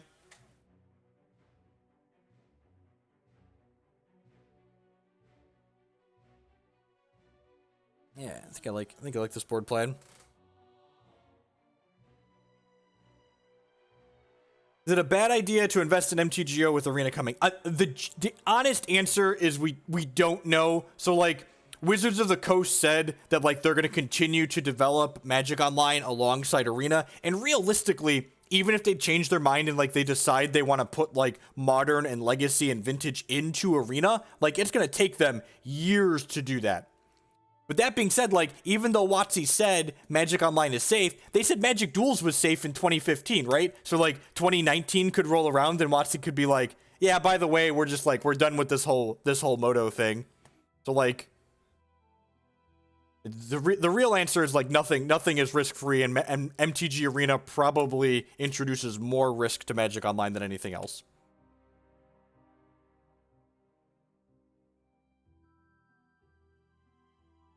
There's no guarantees in one direction or the other for certain, though.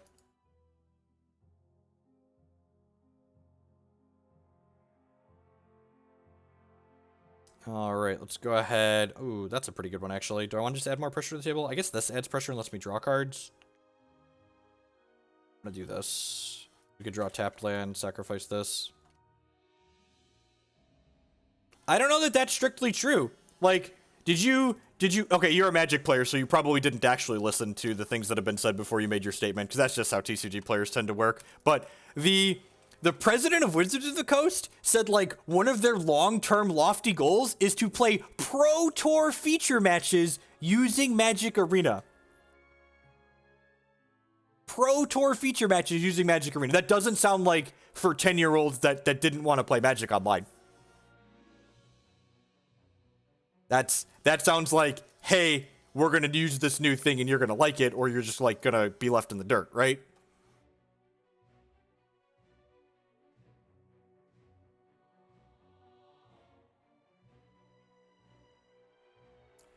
That's their goal. Yep, make it more accessible. So, like, if your goal is to have feature matches at the Pro Tour be played on your thing, you probably what's the word I'm searching for, are going to make sure that your client is appeasable and approachable for everyone. Oh, they definitely want that Hearthstone money. They love that Hearthstone money. Can I get a cheap red aggro deck and Hex and use it to farm a better and more interesting? So actually, the cheap decks I have here are actually pretty interesting. The Furryco deck is like $20, and it's a lot of fun to play. It draws a ton of cards.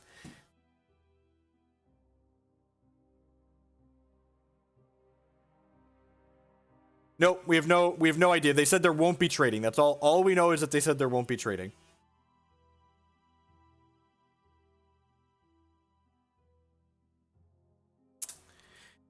How do I best play around Fumigate while still putting appropriate pressure on the table? I don't know that I can. I guess I just, like, stop putting things down, right? So I just, like, go ahead and attack here with, like, 5 of these. Attack with 5 of these.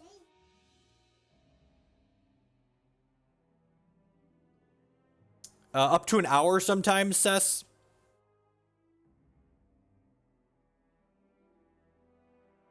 I don't think I want to jam this. Although I guess that lets them glimmer. I think I'm just going to pass here, because next turn I could jam this and threaten lethal with 6 of these. And then, like, they're forced to either counter this or play a Settle the Wreckage.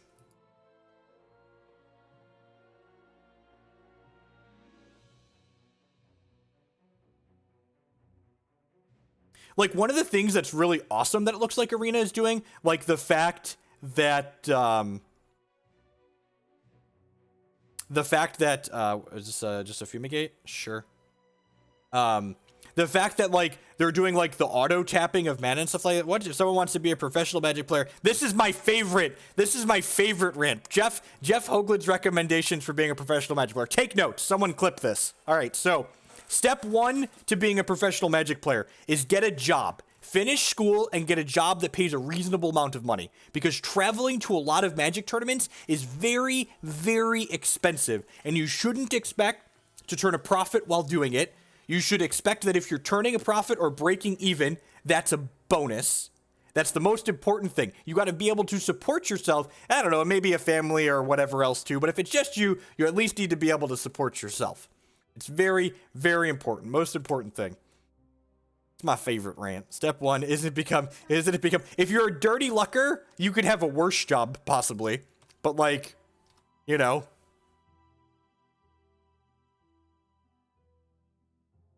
Now, the hive mind's irrelevant to being good or bad at Magic, right? Like, most of the hive mind is terrible at Magic and you can just ignore them. I mean, like, I'm terrible at Magic, but like the average person that posts on Reddit is definitely worse than I am, which is saying something, because like, I'm pretty terrible.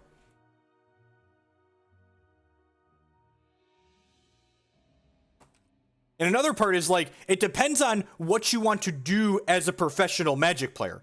Like, what is your goal as a professional Magic player? Is your goal to turn Magic into a profession? Is your goal just to derive your income from Magic? If your goal is just to derive an income from playing Magic the Gathering, you shouldn't play in tournaments. You should just stay at home and produce content. Producing content is the most profitable way to make money playing Magic the Gathering.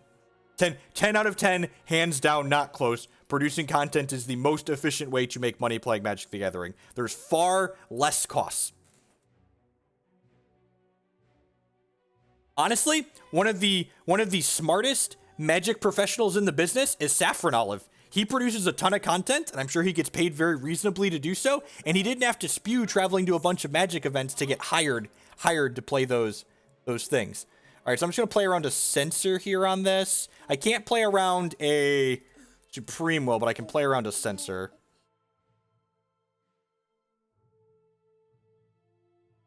How is it profitable? Well, you see, you make content, and then people give you money for the content that you have made.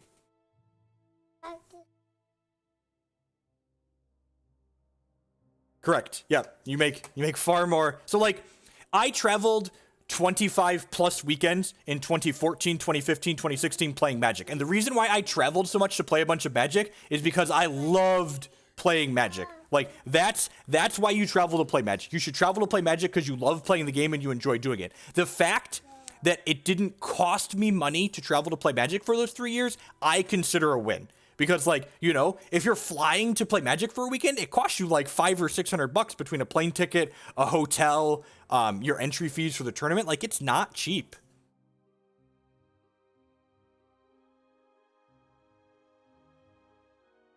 Correct. Yep. He's in the Hall of Fame. Exactly.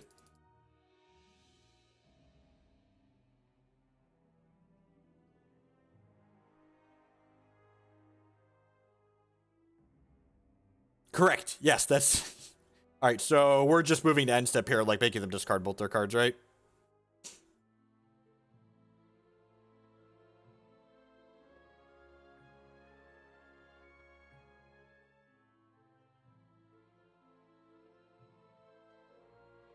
And, like, I derive, like, the largest portion of my income comes from TCG and TCG related things, and the only reason a large portion of my income comes from that is because I don't need to work full time.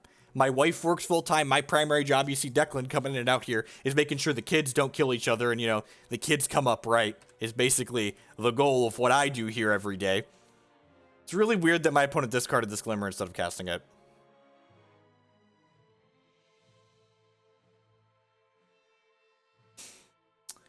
Do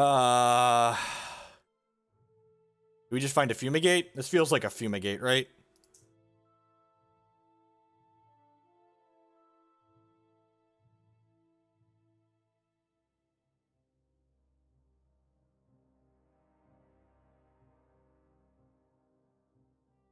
Gonna make sure my opponent gains less life here by sacrificing these servos.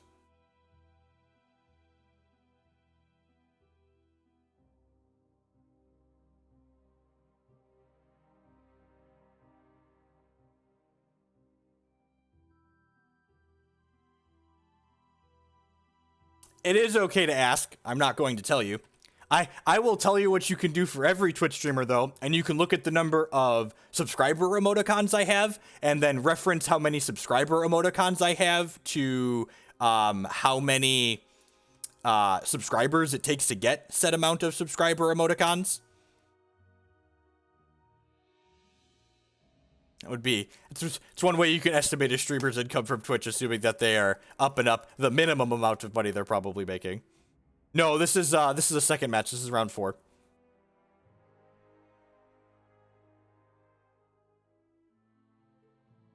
It's possible I should have just jammed the Lost Legacy there, but at the same time, I want to just, like, get my pressure on the table. Is this an approach or just another Fumigate, another Regal character? Yep. Yep, the streamer gets half.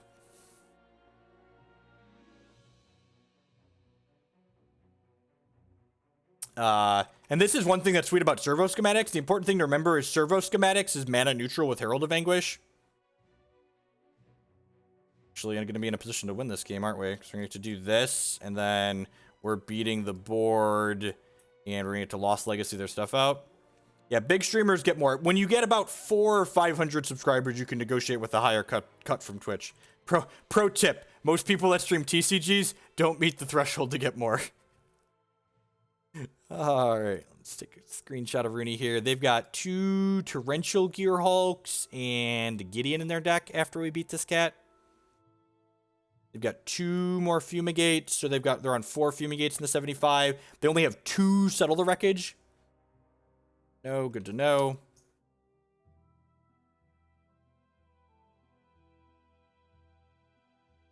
Why aren't people watching me stream? God, people that stream with music tilt me so hard. If I wanted to listen to crappy music, I'd turn on my Pandora. Like, don't make me listen to your crappy music, please. Corey Jones said, God's willing, the new draft format is going to start tonight. There'll be a notification up in client when the new draft format goes live on the Hex servers.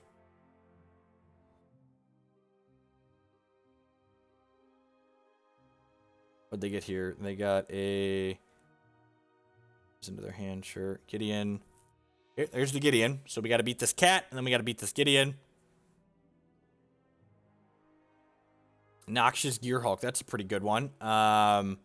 So this demon can shoot this.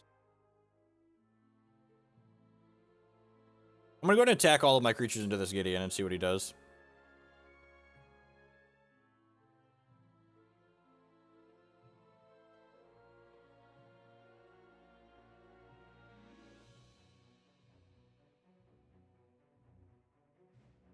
Opponent's about to be very sad with the results of this combat.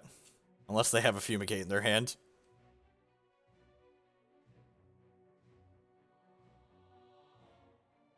I guess they keep their Gideon here, so this isn't terrible for them. I guess that could have gone worse. Oh, they have to discard their last card too, right? God, this card is so good! God, how many times would I miss this trigger in paper? Every time?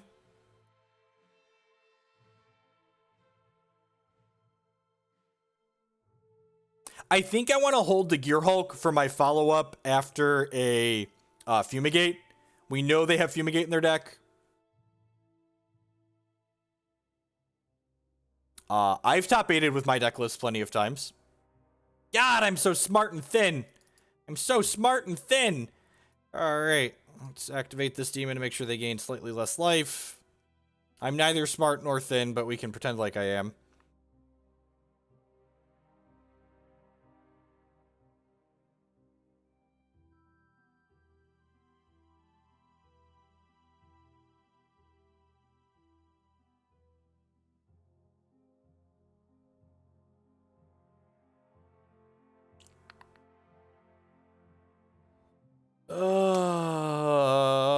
Not in a good spot.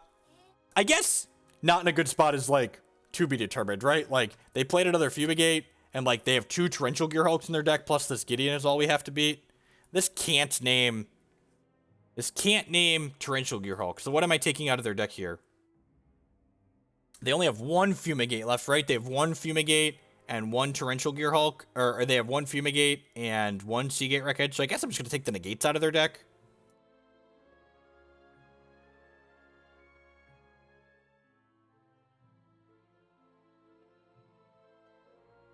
They only have one. I don't think I really want to take one of their sweepers out. I think Negate's going to help me get through the rest of their stuff. Potentially? I don't know. So this is what they have left.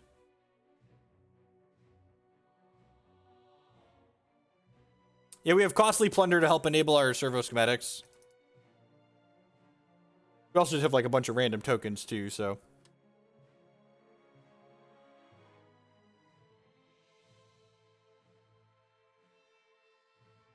Yeah, Liliana would be very powerful to stick. You have four cards that matter, basically. Also want to make sure I stay up on clock here.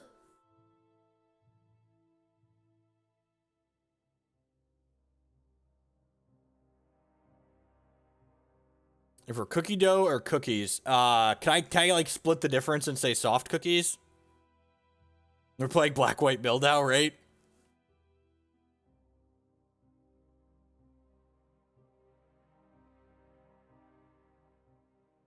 Stockpile is hidden.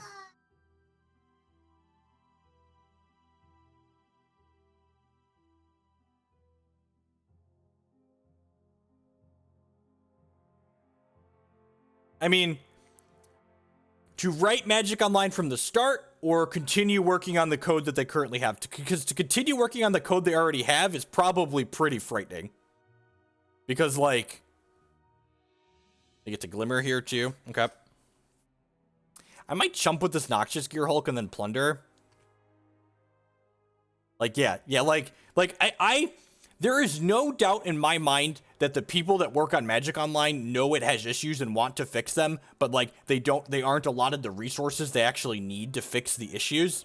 They're, like, scrambling to put out fires created by people a decade ago in a lot of instances.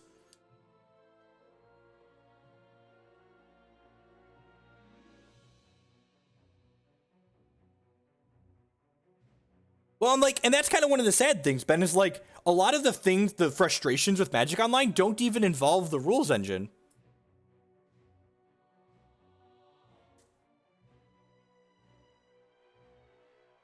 The opponent still would have gained 1 life.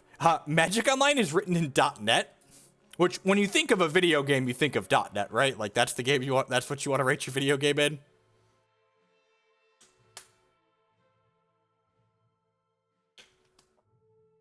I mean, like, so again, this is for people that don't know their history. Magic Online was standard only 2 at one point. Just for people who are unfamiliar. At one point, Magic Online was also standard only. I'm gonna block here and then plunder this.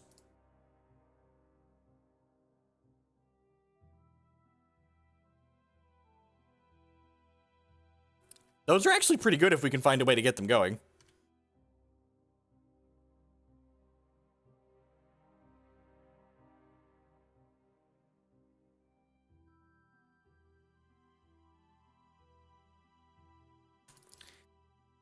All right, go ahead. Maybe I should have, if I would have known we were going to draw running stockpiles, I would have taken the 5 and then sacked this on my turn. Maybe I'm supposed to do that just to get these stockpiles going.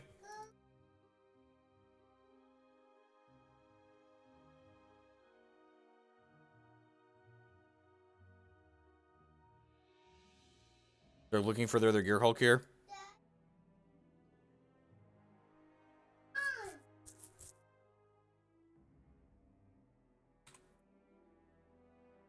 It depends on how much they're borrowing. Like I said, they referenced Direwolf as one of the companies that was helping them work on their digital products moving forward. And like Direwolf has a lot of experience writing very good digital TCG clients. Yeah, opponent only has 14 cards of deck, so I think I was wrong to sacrifice the Gearhulk when I did. I think I should have sacked it on my turn and taken that 5 so I could have gotten stockpiles going, even with just 1. I think that was correct. Okay, well, that gives me stockpile triggers next turn.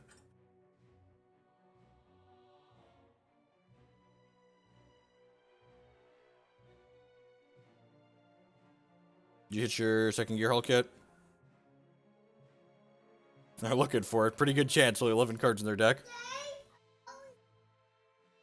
Oh, opponent has Gideon Emblem. That's funny. Can't deck them. They have a Gideon Emblem. What weird games. You want this? You want this? No, you can't have the scissors, child.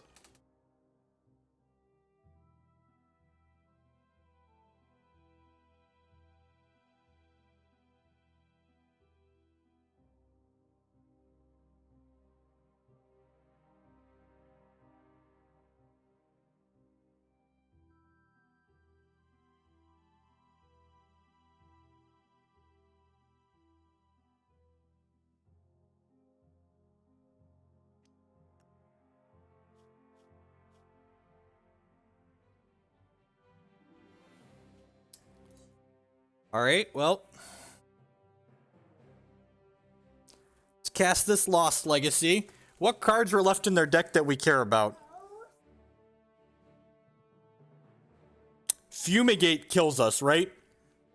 Because Fumigate kills all my tokens, so I'm going to name Fumigate here. Fumigate's the only one we care about. Then they kill us with Gideon. Seagate Wreckage we don't care about. They don't have any spot removal. So yeah, Fumigate. That's their library and their hand. They literally can't win the game, right? Oh, we're gonna need another thing to trigger. We're gonna need another thing to trigger our... I don't care about those ones in the bin. We're gonna need another thing to trigger our stockpiles with next turn. But if we can trigger these stockpiles consistently, we could actually win this game. What a sick, sweet game of Magic the Gathering.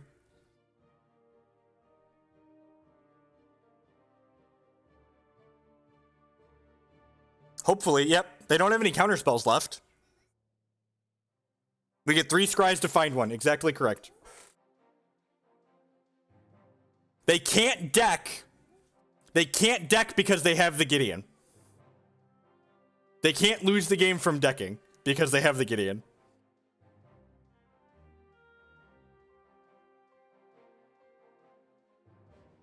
Gideon doesn't protect from clock. That's true.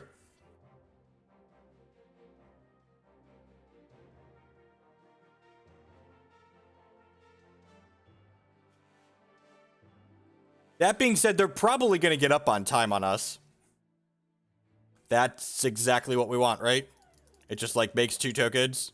And then, like, those tokens turn into 4 tokens. And then we just, like, snowball from there.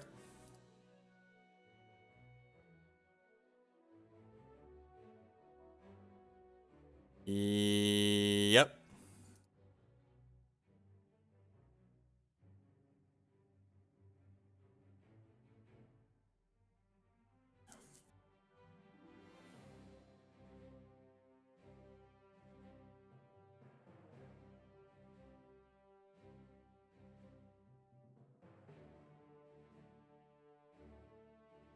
The only spells they have left are an Opt, which doesn't do anything, and a Settle the Wreckage to protect their Gideon.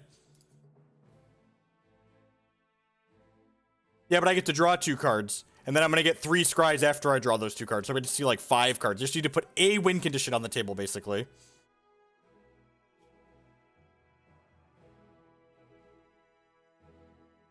Vraska's Contempt. Okay. That's going to allow me to... Oh, that means they can deck, right? Vraska's Contempt means we can deck them?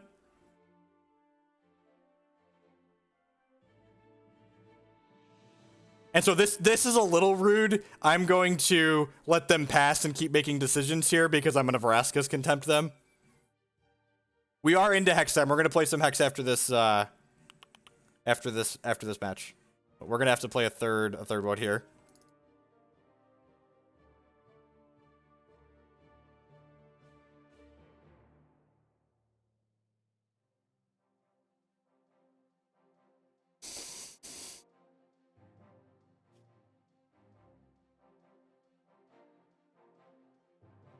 The emblem says they can't lose as long as they control a Gideon. They no longer control a Gideon.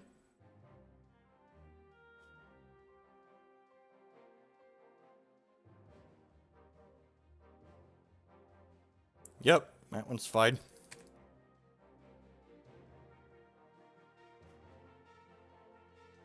They gonna concede? Do they know you're dead? Are you dead yet?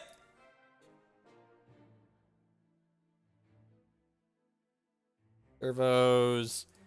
I'm gonna go ahead and attack with this one.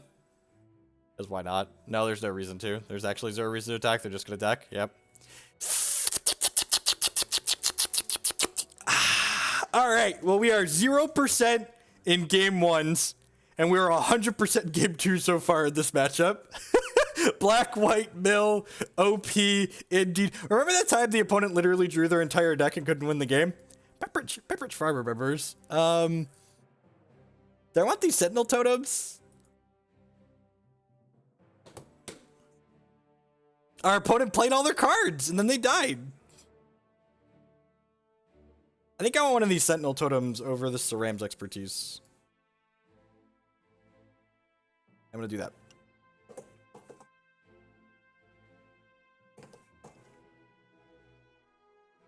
Neuter target Gearhulk. I'm gonna keep this hand. We have a lot of black sources in our deck. Need a scry with this.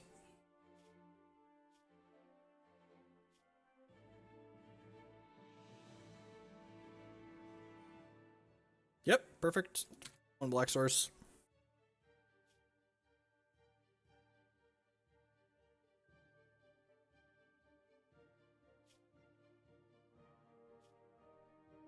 Gonna pass here. I don't want to costly plunder the Sentinel Totem away because then I lose my black source and Spire of Industry.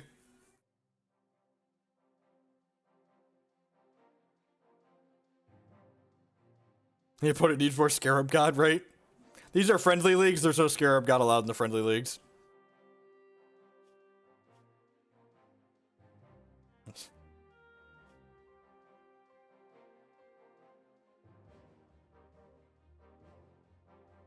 Oh, now I've been censored.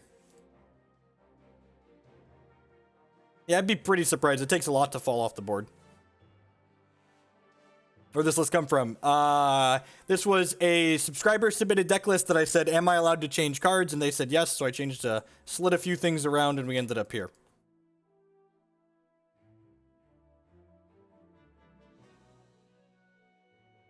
It kind of sucks that we can't make a play here. Sweet, they don't have a Glimmer. So, like, Glimmer would be the worst case there. Don't send some a freeze speed. That's so fucking great, Ian. I'm gonna use that again. Oh no, they have a Caracal? That's kind of bad for us. Shoot. I'm gonna sacrifice this to draw 2 cards. Untapped land, please. Untapped land, please. It's kind of a tilt. It's kind of a tilt. I was hoping to jam this Angel of Intervention there. The Angel of Intervention races the Caracal very nicely. Missing that, though, is pretty bad for us.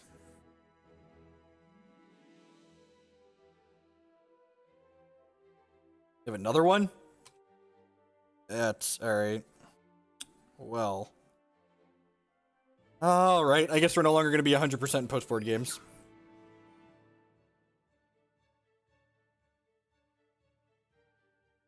I don't think there's a lot we can do here.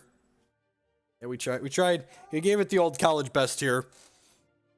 I can, like, play this out and make some 2/2 servos, but, like, it's not going to do a whole lot. Especially we have to pay a life to do it too.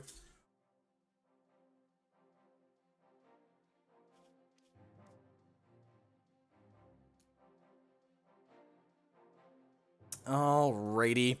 So, at any rate, that puts us to 2-2 in this league. That wraps up the Magic segment for today. This deck seems kind of sweet. We might poke at this some more on stream later. Maybe we'll finish this out tomorrow. I have to figure out if I'm streaming tomorrow because Worlds is happening apparently, and no one knew Worlds is happening. But if you're looking for something that's kind of sweet to play, I don't know how many dollars Angel. These are the only mythics in the deck though, so I don't know. It's like it was like $120 to buy off of MTGO traders. So no, if you already have these cards in paper, it's probably pretty cheap to build. The rest of this is mostly draft leavings.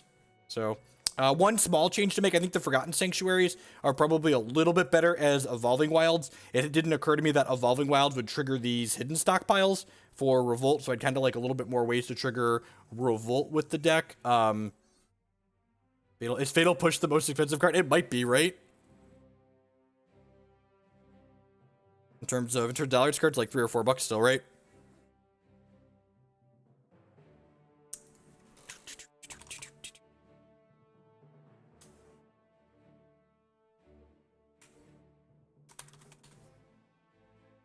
$8. Holy crap. That's an uncommon that is $8. Alrighty. At any rate, we are going to go ahead and play some Hex Shards of Fate for